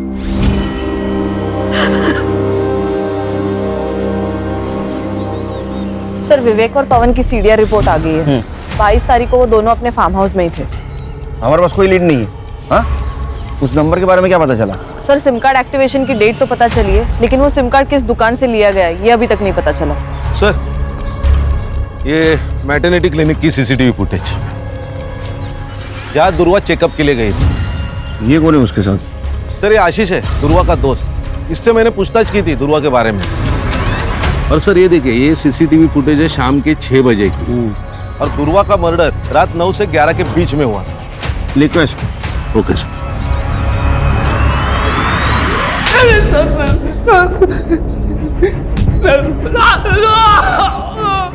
उससे प्यार करता था, तेरे वजह से वो प्रेग्नेंट हुई थी, तेरे को बच्चा नहीं चाहिए था, इसलिए तूने उसको मार दिया। क्लिनिक का सीसीटीवी फुटेज मिला है हमको। सर, मैंने दुर्वा को नहीं मारा है सर। मैं उससे प्यार करता था सर, और वो मुझसे प्यार ही नहीं कर पाई। वो हमेशा मेरा मजाक उड़ाती थी। तूने देखा है अपने आप, अगर गुंडे आ जाएंगे ना तो मुझे तुझे बचाना पड़ेगा। लेकिन मैंने हमेशा एक सच्चे दोस्त का फर्ज निभाया है सर। मैं गया था उसके साथ क्लिनिक जब उसको सबसे ज्यादा मेरी जरूरत थी। दुर्वा, आप प्रेग्नेंट हैं? प्रेग्नेंट? मैम ये ऐसा हो ही नहीं सकता, मैं सिंगल हूँ, ऐसा कुछ नहीं हुआ मेरा किसी के साथ। लेकिन ये रिपोर्ट तो तुम्हारी ही है। अच्छा, तू जादूगर है? हैं? बिना कुछ किए प्रेग्नेंट हो गई वो? मेरा यकीन करिए, मैंने करने जब तक इस सच नहीं बोलता, खाना पीना सब बंद। ऐसा मारो ना, बोलेगा मार। सर, मैंने नहीं किया, मैंने कुछ नहीं किया सर। इसका भी डीएनए मैच करवा दुर्वा के फिटस से, क्योंकि ये जो कुछ कह रहा है ना, मुझे हजम नहीं हो रहा है। रेप तो नहीं हुआ था, कोई तो था जिसके बारे में दुर्वा छुपा रही थी। सर, उस अननोन नंबर का सिम कार्ड जिस दुकान से लिया गया था, उस दुकान का सीसीटीवी फुटेज। लिखो इसको।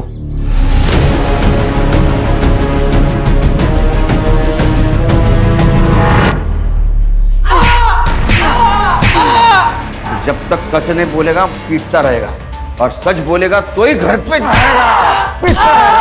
जिस मोबाइल नंबर से तुम मिस कॉल देता था दुर्वा को, उसके डिटेल्स है हमारे पास। और इतना ही नहीं, तेरे डीएनए से ये भी पता चल जाएगा कि उसके पेट में तेरा बच्चा था। लेकिन एक बात बोल, दुर्वा ने तेरा नाम क्यों नहीं लिया? क्योंकि उसे कुछ पता ही नहीं था सर। मतलब क्या? सर बताता हूँ, मैंने दुर्वा को नहीं मारा, बस रेप किया है उसका। मुझे दुर्वा पसंद थी, मैं उसके चाचा का लड़का हूँ, हमारी कभी शादी नहीं हो सकती थी। ना दुर्वा मुझे कभी एक्सेप्ट करती थी, मेरे से गलती हो गई सर।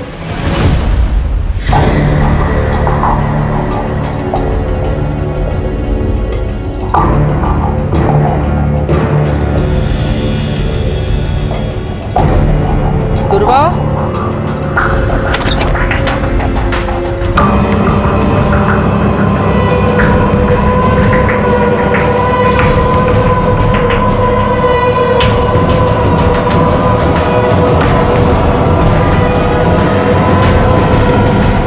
एक भाई होकर तूने ये किया है तूने, और उसको जब पता चला तो उसका तूने मर्डर कर दिया। मैंने उसे नहीं मारा सर। हर्षा, इसको इतना मारो कि इसके बाद में कोई भाई अपने बहन के साथ गलत काम नहीं करना चाहिए। इसने ध्रुवा का मर्डर नहीं किया तो किसने किया खान? सर क्राइम स्पॉट का डम डेटा आ गया है। क्राइम स्पॉट पे जो डम डेटा है उससे ये पता चला है कि ध्रुवा के मर्डर के वक्त अखिलेश का नंबर वहां पे एक्टिव था।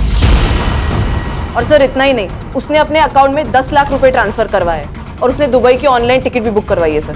जरूर इसने कांड किया है, ये भाग रहा है दुबई। एयरपोर्ट अथॉरिटी से बात करो, उठाओ इमिग्रेशन से इसको। Yes sir.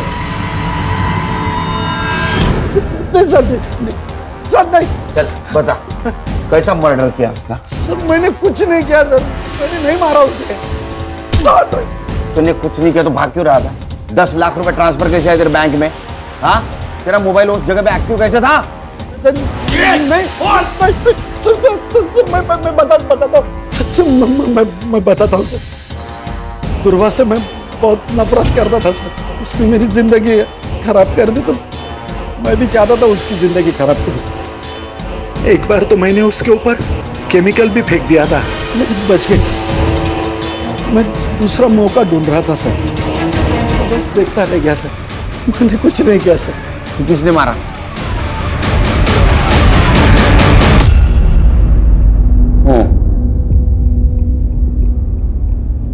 अपनी बेटी को शादी के जोड़े पे देखा था साहब।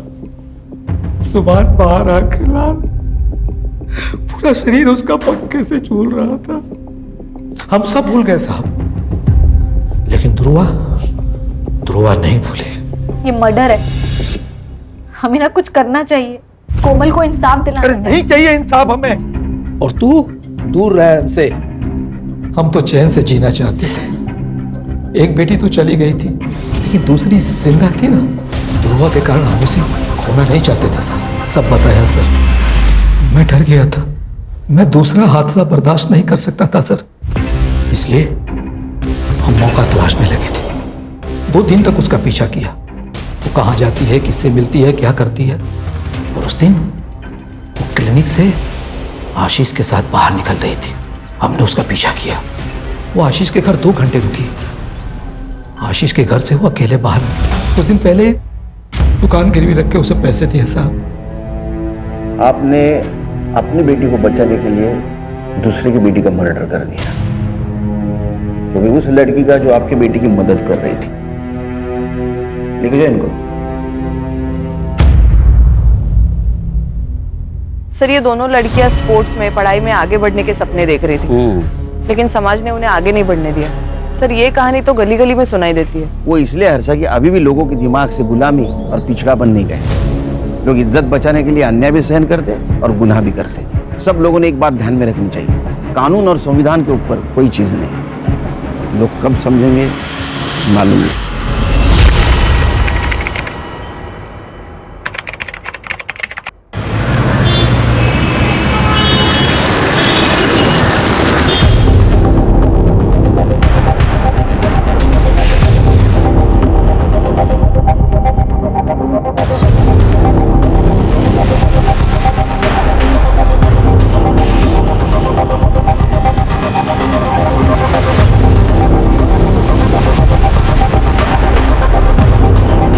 जब तुझे पैसों की जरूरत थी तब मैंने दिए थे ना तुझे पैसे। फोन चाहिए, आ जाओ। ये ना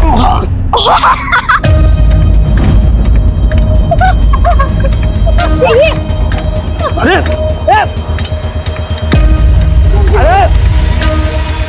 चलो जल्दी से 5 रुपए निकाल मेरे। जल्दी चल, वो आ जाएगा।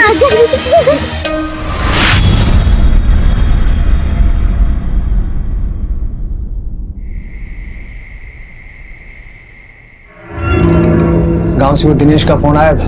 अभी आपकी जमीन खरीदने को कोई तैयार नहीं है। गांव के बाहर का खरीदार बुलाना पड़ेगा।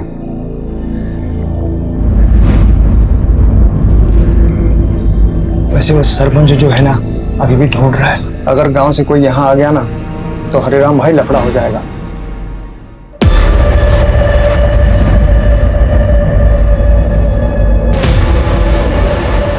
आ जाएंगे तब देख लेंगे।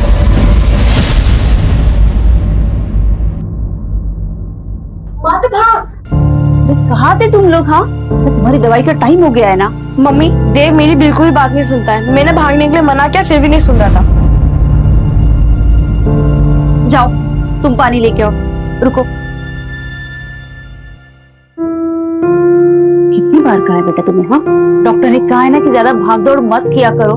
काकी, ये देवी हमें खेलने के लिए बोलता है।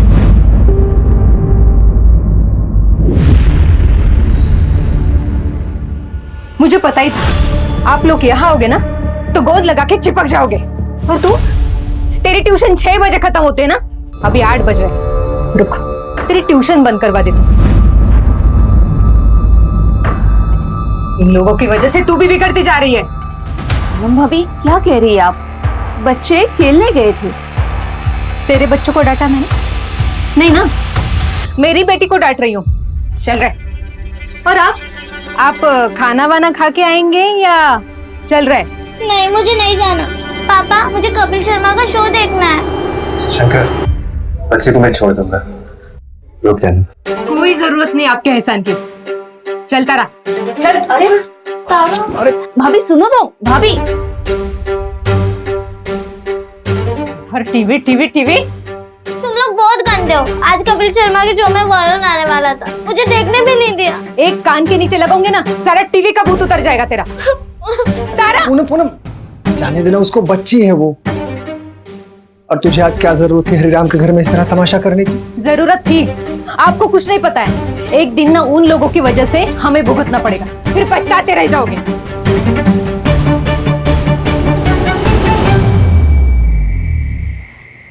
शंकर कह रहा था सरपंच हमें अभी भी ढूंढ रहे हैं। ये अतीत हमारा पीछा कब छोड़ेगा? ये सब हमारे साथ ही क्यों हो रहा है? जो हुआ उसको भूल जा, मैं सब ठीक कर दूंगा। देव के इलाज के लिए पैसे जमा कर रहा हूँ, ठीक है?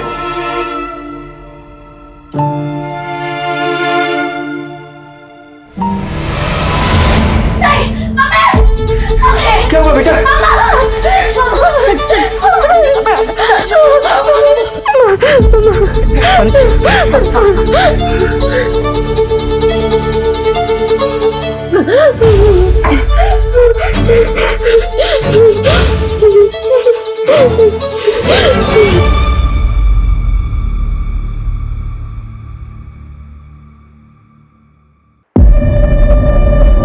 कितनी बार बोला भागो मत। वो दीदी, मैं एक बुक भूल गया, मैं लेके आता हूँ। संभल के जाना, संभल के आना, ठीक है? जाओ।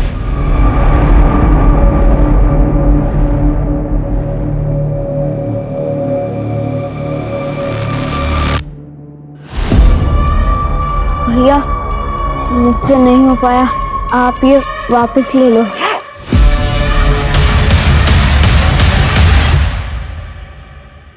देव, देव भागो मत, मम्मी ने मना किया है। देव,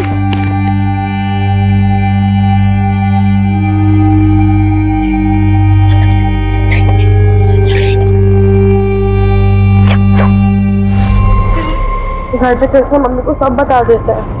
नहीं दीदी, चुप रहने में ही भलाई है। और अगर अभी जाएंगे तो मम्मी कब पूछेंगी। एक काम करते हैं, यहीं पर कहीं खेल लेते हैं थोड़ी देर। हाँ देव सही कह रहा है, थोड़ी देर बाद घर चले जाएंगे, चुपचाप टीवी देखेंगे, फिर मैं अपने घर जाके सो जाऊंगी। पर दीदी, जब पिछली बार हमने सच का साथ दिया था तो पता है ना क्या हुआ था।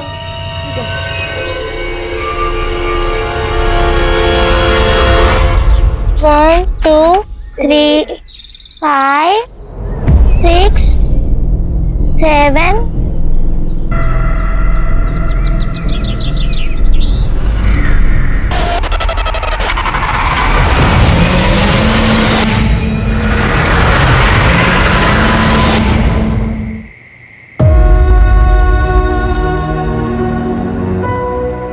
सब दोपहर में ट्यूशन के लिए निकले थे, तब से किसी ने नहीं देखा। आसपास हर जगह ढूंढ लिया, तीनों बच्चे कहीं नहीं मिल रहे साहब। चंचल 15 साल की है, देव 10 साल का और तारा 12 साल की है। तो देव और चंचल आपके बच्चे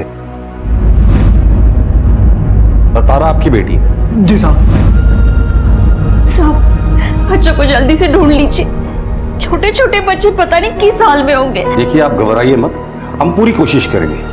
अभी आप डिटेल्स लिखवा दीजिए और घर जाइए। मंजू, तावड़े, एक ही बस्ती से 3 बच्चे गायब हुए हैं, कोई भी चूक नहीं होनी चाहिए।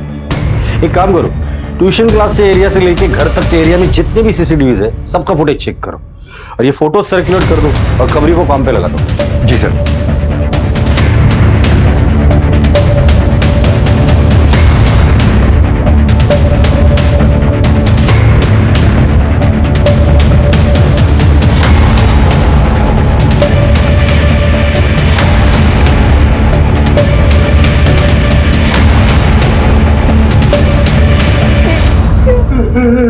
तारा पता नहीं किस हालत में होगी, क्या कर रही होगी।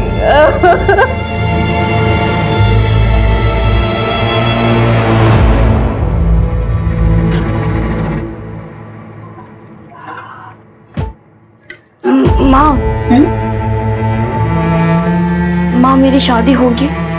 हाँ बेटा, क्यों नहीं होगी? मुझे नहीं लगता कि होगी। तुम अब सब कुछ ये क्यों सोच रही हो? अब तुम सिर्फ अपनी पढ़ाई पे ध्यान दो, तुम्हारे बाबा और मैं सब संभाल लेंगे।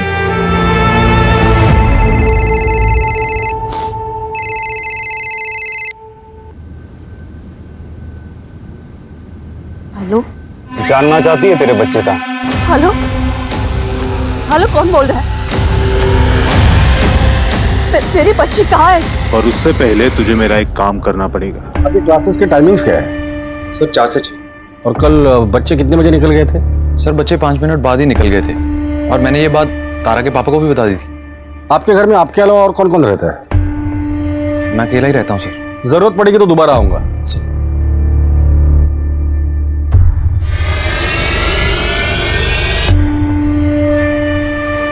सर हरिराम का पानीपुरी का एक छोटा सा स्टॉल है और शंकर दिहाड़ी मजदूर है, दोनों गरीब हैं। सर फिरौती के लिए किडनैपिंग मुश्किल लग रहा है। इन दोनों फैमिलीज का आपस में क्या रिलेशन है? सर हरिराम यूपी के मंडेला गांव से है और शंकर तो यहीं मुंबई का रहने वाला है। सर शंकर के एक रिश्तेदार की शादी हरिराम के गांव में हुई थी, बस इतना ही रिलेशन है। फिरौती नहीं तो फिर ये आपसी रंजिश का मामला हो सकता है। सर पड़ोसियों का कहना है कि हरिराम का छोटा बेटा देव बहुत ही ज्यादा शरारती है। बच्चा अगर शरारती है तो ऐसा भी हो सकता है कि शरारत में उसने एरिया में किसी का बहुत ज्यादा नुकसान किया हो और शायद उसी शख्स ने बच्चों के साथ कुछ कर दिया हो। पता करो एरिया में सबसे ज्यादा नुकसान इन बच्चों ने किसका किया था। जी सर। सर ये भी तो हो सकता है कि दोनों फैमिली में से किसी एक का कोई दुश्मन हो, लेकिन टारगेट दोनों फैमिली के बच्चे हो गए। सर अगर ये आपसी रंजिश का मामला है तो क्या पता ये बच्चे जिंदा हैं भी या नहीं।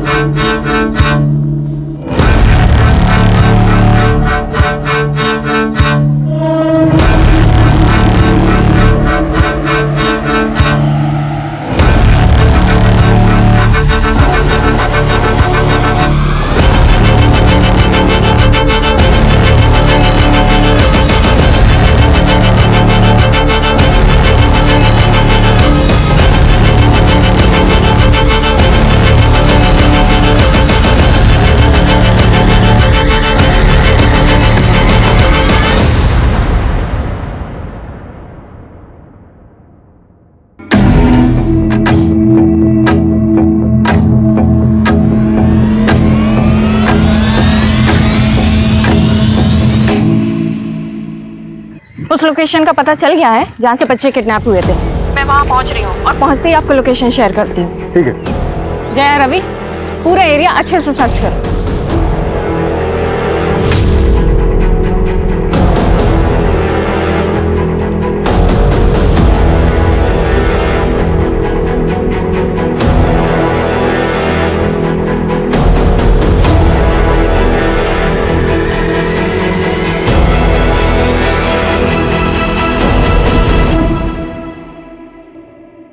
मैम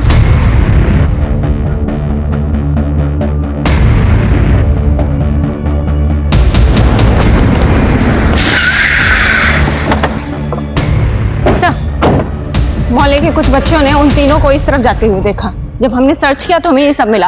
ये देखिए, ये रिबन और ये स्लीपर।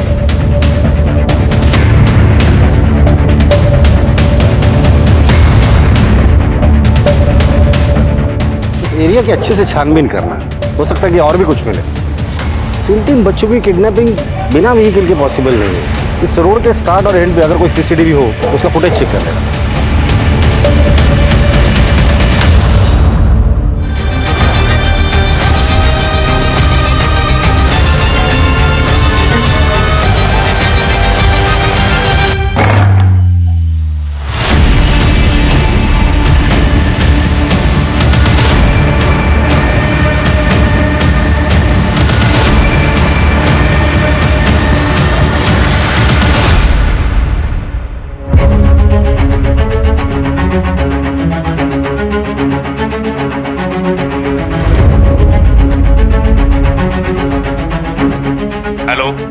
वो चूजे भाग गए रे।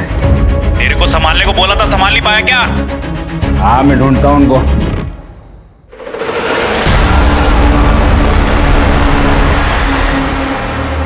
सर, हरिराम के गांव से एक इन्फॉर्मेशन आई है।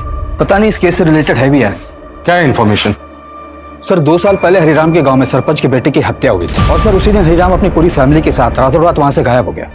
गांव वालों को पता नहीं कि वो यहाँ मुंबई में रह रहा है और हरिराम की फैमिली यहाँ मुंबई में छिप कर रह रही है। सर मुझे अजीब लगा तो मैंने मंडेला पुलिस से बात की। उनका कहना है कि उन्हें शक कि सरपंच के बेटे की हत्या हरिराम ने की थी। हरिराम, गांव में सरपंच के बेटे का मर्डर तुमने किया था?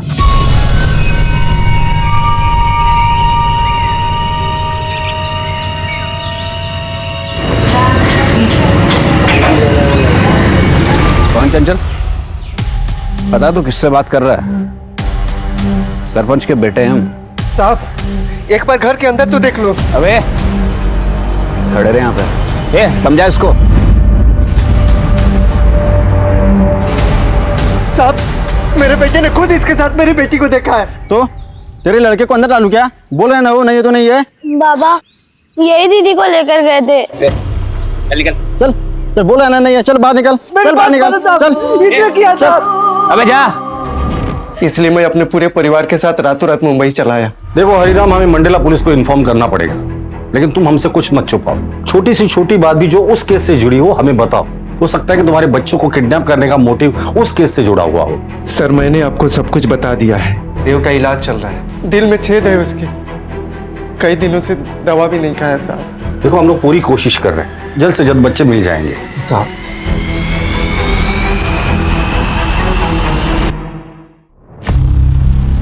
साहब, पता नहीं ये बात अभी बोलनी चाहिए या नहीं। पूनम भाभी तारा की सौतेली माँ है।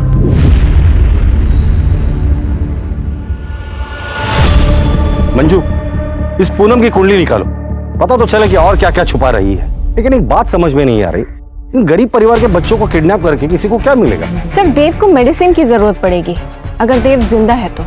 एक काम करो, उसका मेडिकल प्रिस्क्रिप्शन मुंबई और आसपास के सारे मेडिकल स्टोर में पहुंचा देना और उसे कह देना कि अगर ये पर्टिकुलर दवाई कोई लेने आता है तो बिल बनने के पहले खबर हम तक पहुंचनी चाहिए। Okay sir. और तावड़े, तुम हरिराम के गांव जाके पता करो। हो सकता है कि सरपंच को पता चला हो कि हरिराम यहाँ छुपा हुआ है और अपने बेटे के मौत का बदला लेने के लिए उसी ने ये सब कुछ किया हो। गुजरता हुआ एक एक मिनट कीमती है। बच्चों के सर पर अभी भी खतरा मंडरा रहा है। जी सर।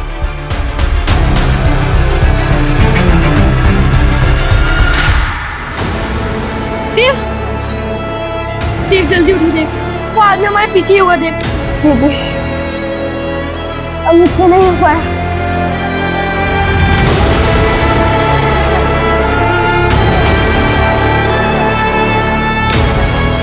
दादा, कांदी वाली चारकोप चलो ना।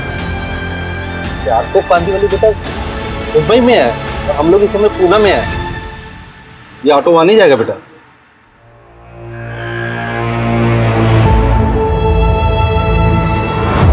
सौतेली? विभा होती कौन है मुझे सौतेली बोलने वाली? और सौतेली हूं तो क्या? खुद की बेटी से बढ़कर माना है तारा को, अपना बच्चा तक नहीं होने दिया ताकि इनको ऐसा ना लगे कि तारा के साथ कोई नाइंसाफी हो रही। पूनम, तुम 12 मार्च को कहाँ थी? 10 बार बोल चुकी हूँ, घर पर ही थी। तो ये बताओ कि बच्चे ट्यूशन से छूटते हैं शाम को 6 बजे और तुम लोग पुलिस स्टेशन कब आते हो? रात को 9:30 बजे। उससे पहले क्यों नहीं आए? मैडम, हमने सारा मोहल्ला छान मारा, जब बच्चे नहीं मिले तब जाके पुलिस स्टेशन आए।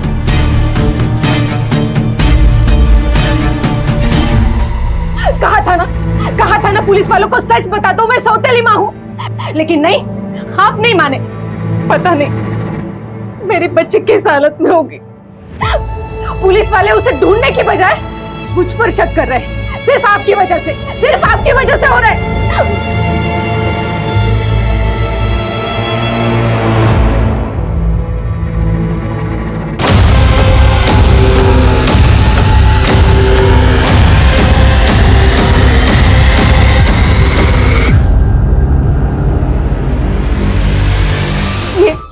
ये कौन से लिखा है?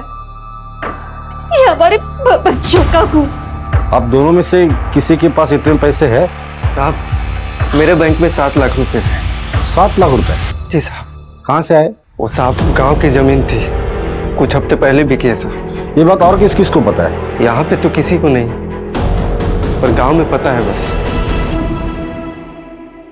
मुझे बहुत तेज भूख लग रही है। हाँ दीदी, मुझे भी भूख लग रही है। ठीक है, तुम दोनों चलो। तुम दोनों यहाँ बैठो, तुम दोनों यहाँ ही बैठो, और अगर वो आदमी फिर से दिखे ना तो कहीं पे भी छुप जाना। मैं कुछ इंतजाम करके आती हूँ।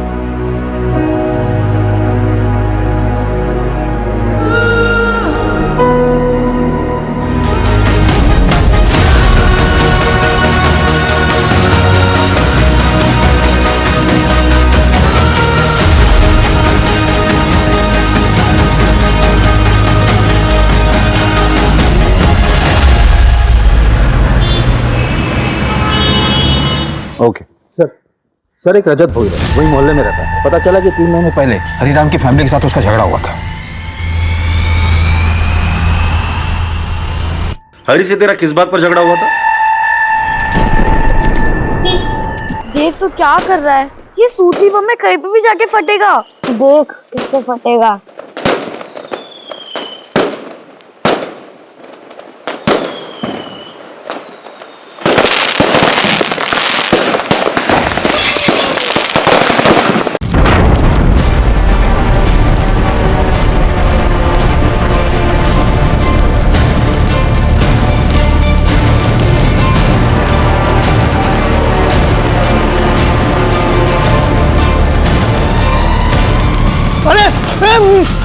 मेरी गाड़ी! अरे किसने? तेरी हिम्मत कैसे हुई मेरे बेटे को मारने के लिए? अरे तो तेरे बेटे ने देख मेरे गाड़ी का क्या कर दिया। कौन मारेगा नुकसान? अरे छोड़। अरे खेलेंगे नहीं तो क्या करेंगे? कोई टेररिस्ट है? अरे सब कुछ गलती से हुआ। अरे क्या गलती से हुआ? जानबूझ के किया उन्होंने। तेरे बच्चे नहीं है क्या? अरे तेरे जैसे पाले हुए बच्चे नहीं है। देख लूंगा तुझे, देख लूंगा। तेरी गाड़ी क्या जल गई? तूने बच्चों को ही किडनैप कर लिया? सर आप क्या कह रहे हो? उन बच्चों पे मेरा गुस्सा था। मैं क्या कोई क्रिमिनल थोड़ी हूँ। 12 मार्च को कहाँ था तू? और तेरा फोन दिन भर स्विच ऑफ था, क्यों? साहब वो मेरा मोबाइल खराब हो गया था और मैंने रिपेयरिंग को दिया था और शाम को वापस आ गया मैं। ठीक है, कहाँ रिपेयरिंग के लिए दिया था? एड्रेस बोल उसका। याद नहीं है, लेकिन वही मार्केट में दिया था किसी के पास। तावड़े, जब तक इसकी याददाश्त नहीं आती है ना तब तक मारो। सर, वो सरपंच 8 मार्च से गांव में दिखाई नहीं दिया है और उसने किसी को बताया भी नहीं कि वो कहाँ जा रहा है। हो सकता है सर वो यहाँ आया हो। मंडला से मुंबई आने वाले हर ट्रेन, बस और फ्लाइट के बारे में इंक्वायरी करना और पता करो इस आदमी ने कोई टिकट बुक किया है या नहीं। Okay sir. और वो हार्ट की दवाई, उसके बारे में अपडेट लेते रहना। इस वक्त हमारे पास सिर्फ वही एक डायरेक्ट लिंक है जो देव तक पहुंचा सकती है।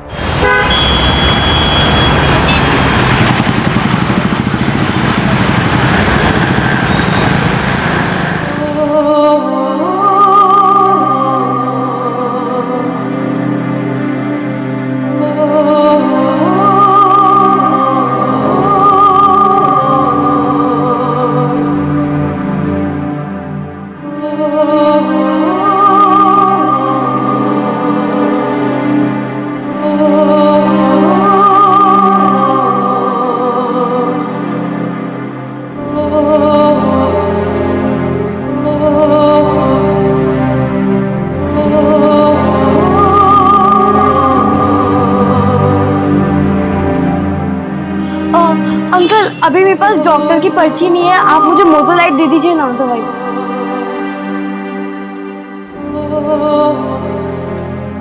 620।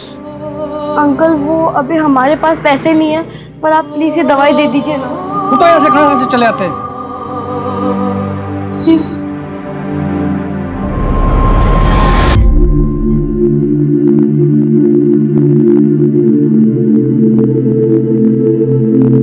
अरे वाह तारा, क्या एक्टिंग की तुमने? टीवी में देख के सीखी। देख जल्दी से अपनी दवाई खा। तारा भूख लगी थी ना?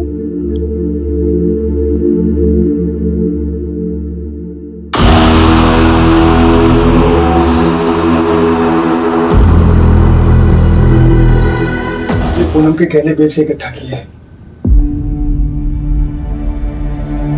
ये मेरे और चंचल के कुछ गहने हैं और ये 35,000। ये सब और अकाउंट का मिला के 7,60,000 हो रहे हैं। अभी और 7 लाख से ज्यादा चाहिए, कहाँ से होगा? ये पैसे हम किडनैपर को दे देते हैं तो हो सकता है आपके बच्चों को छोड़ दे। और तारा, सिर्फ इनके बच्चे वापस आएंगे? इनकी वजह से मेरी तारा फंसी है और अब इनके बच्चे बचाने की बात कर रहा है। मुझे कुछ समझ में नहीं आ रहा। भाभी, हम तारा को ऐसे नहीं छोड़ेंगे। हम सबसे बात करेंगे, शायद लोग हमारी मदद करें। घर वापस तो तीनों बच्चे आएंगे भाभी। सर, हरिराम की वाइफ विभा एक हिस्ट्री शीटर बिल्लू के रेगुलर कांटेक्ट में है। जानना चाहती है तेरे बच्चे कहाँ हैं? मेरे बच्चे कहाँ है? क्या? उठाकर लेकर आओ दोनों को। बिल्लू के बारे में क्या जानती हो तुम? नहीं जानती? मैं बताता हूँ। 3 मर्डर, 4 हाफ मर्डर, 4 एक्सटॉर्शन का केस है उसके ऊपर। उसका और तेरा क्या कनेक्शन है? बोलो। मैं उसके लिए काम करती हूँ। क्या काम करती हो? वो जो बोले वो सब काम करती हूँ। हमें 12 लाख रुपए जमा करने मेरे देव के दिल के ऑपरेशन के लिए। हाल फिलहाल में उसके लिए कौन सा काम किया? बिजनेसमैन को जहर देख के मारा था।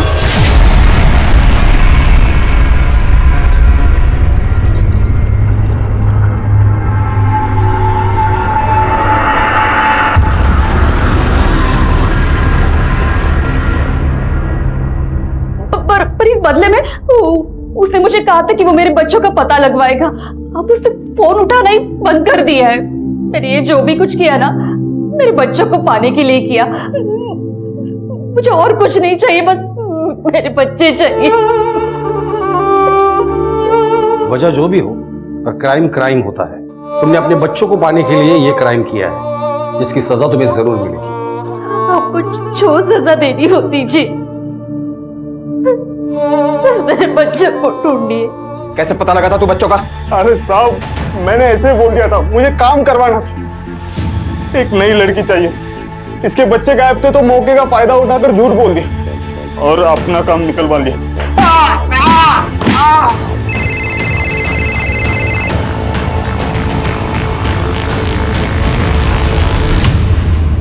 सर, तारा की लाश मिली है। क्या? कहाँ मिली? पुणे में। ये देखिए सर। और बाकी के बच्चे? सर, उनका भी कुछ पता नहीं चला। ठीक है, तारा की फैमिली को इन्फॉर्म करो। जी सर।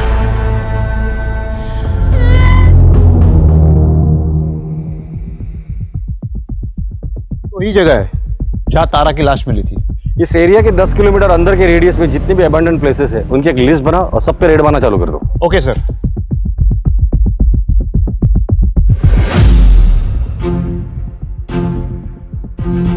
सर, मैंने बच्चों की फोटो आसपास के एरिया में दिखाई। एक मेडिकल वाले ने उन बच्चों को पहचान लिया। ये उस एरिया का सीसीटीवी फुटेज है, जिसमें एक आदमी बच्चों के पीछे हुडी में चल रहा है, लेकिन उसकी शक्ल नहीं दिख रही। इसके हाथ पर टैटू बना है। तावड़े, इस टैटू का फोटो निकल और सब जगह सर्कुलेट कर दो, और ये फोटो मंजू को भी भेज देना और कह देना जितने भी सस्पेक्ट है उनके साथ ये मैच कर ले। जी सर।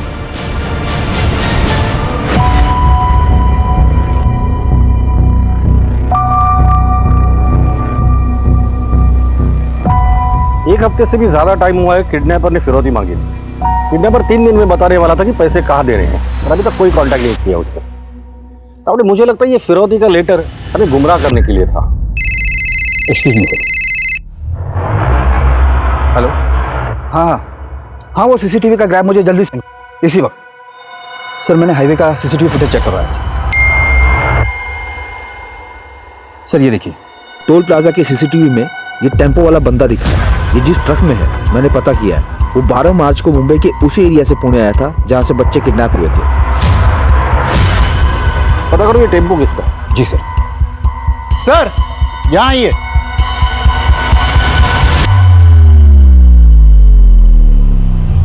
और पता करो एरिया में आखिरी बार उसे कब देखा था और उसकी फोटो भेज देना मुझे। सर ये आदमी पहले पुणे में काम करता था एक कंस्ट्रक्शन साइट पर, और सर मैंने पता किया जहाँ ये आदमी रहता था वो घर अब खाली पड़ा है। ठीक है, एड्रेस भेज दो उसका, हम आज ही रेड मारेंगे। Okay sir. और सर विभा को बेल मिल गई है।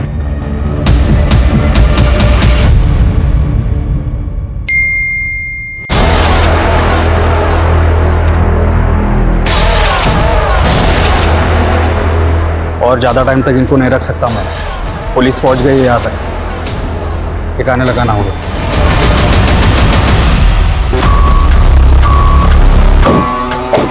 दौड़े आसपास जाके पता करो। जी सर।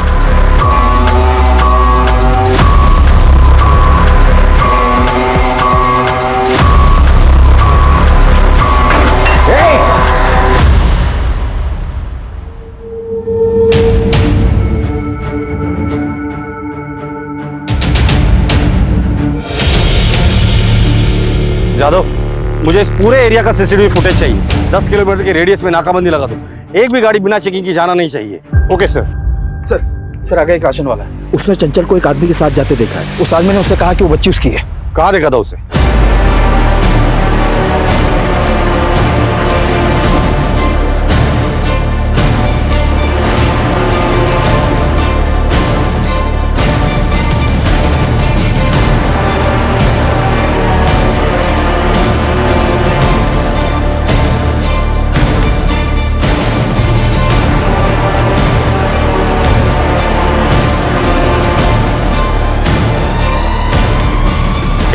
रुक बेटा, ठीक हो ना तुम? हाँ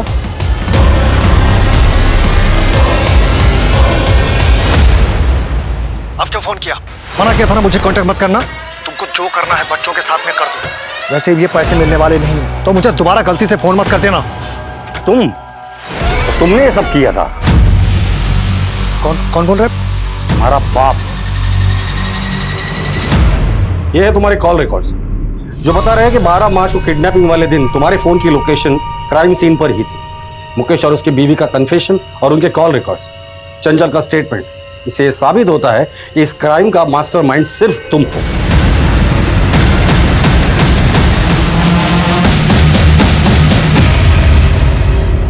तीनों को शहर के बाहर लेके जाओ तुरंत। आगे क्या करना है मैं फोन पर बताऊंगा। तीनों को संभाल कर रखना, और जब मैं सिग्नल दूं तो सबसे पहले तारा को मार देना। क्यों किया ये सब? किस लिए? पूनम की वजह से।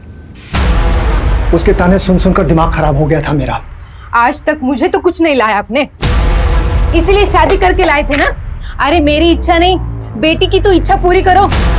नया नहीं, लेकिन कम से कम पुराना तो टीवी लाकर दो उसे। मैं क्या बोल रही हूँ समझ में नहीं आ रहा है आपको? मुझे पैसे चाहिए थे और इस तारा से छुटकारा भी। इस तारा की वजह से पूनम दूसरा बच्चा नहीं कर रही थी। मुझे एक बेटा चाहिए था। इस तारा से तो सिर्फ खर्चे होते, अभी टीवी चाहिए, कल दहेज में कार चाहिए।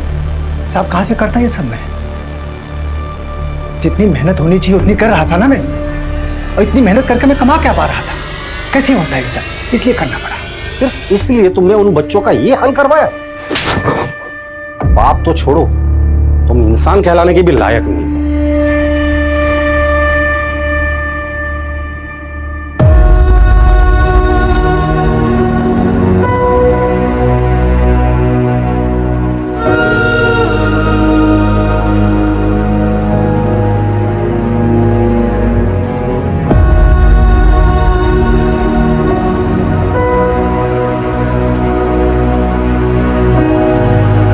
क्राइम पेट्रोल्स के और भी दिलचस्प कहानी देखने के लिए हमारे चैनल को सब्सक्राइब करें और बेल आइकॉन दबाना न भूलें।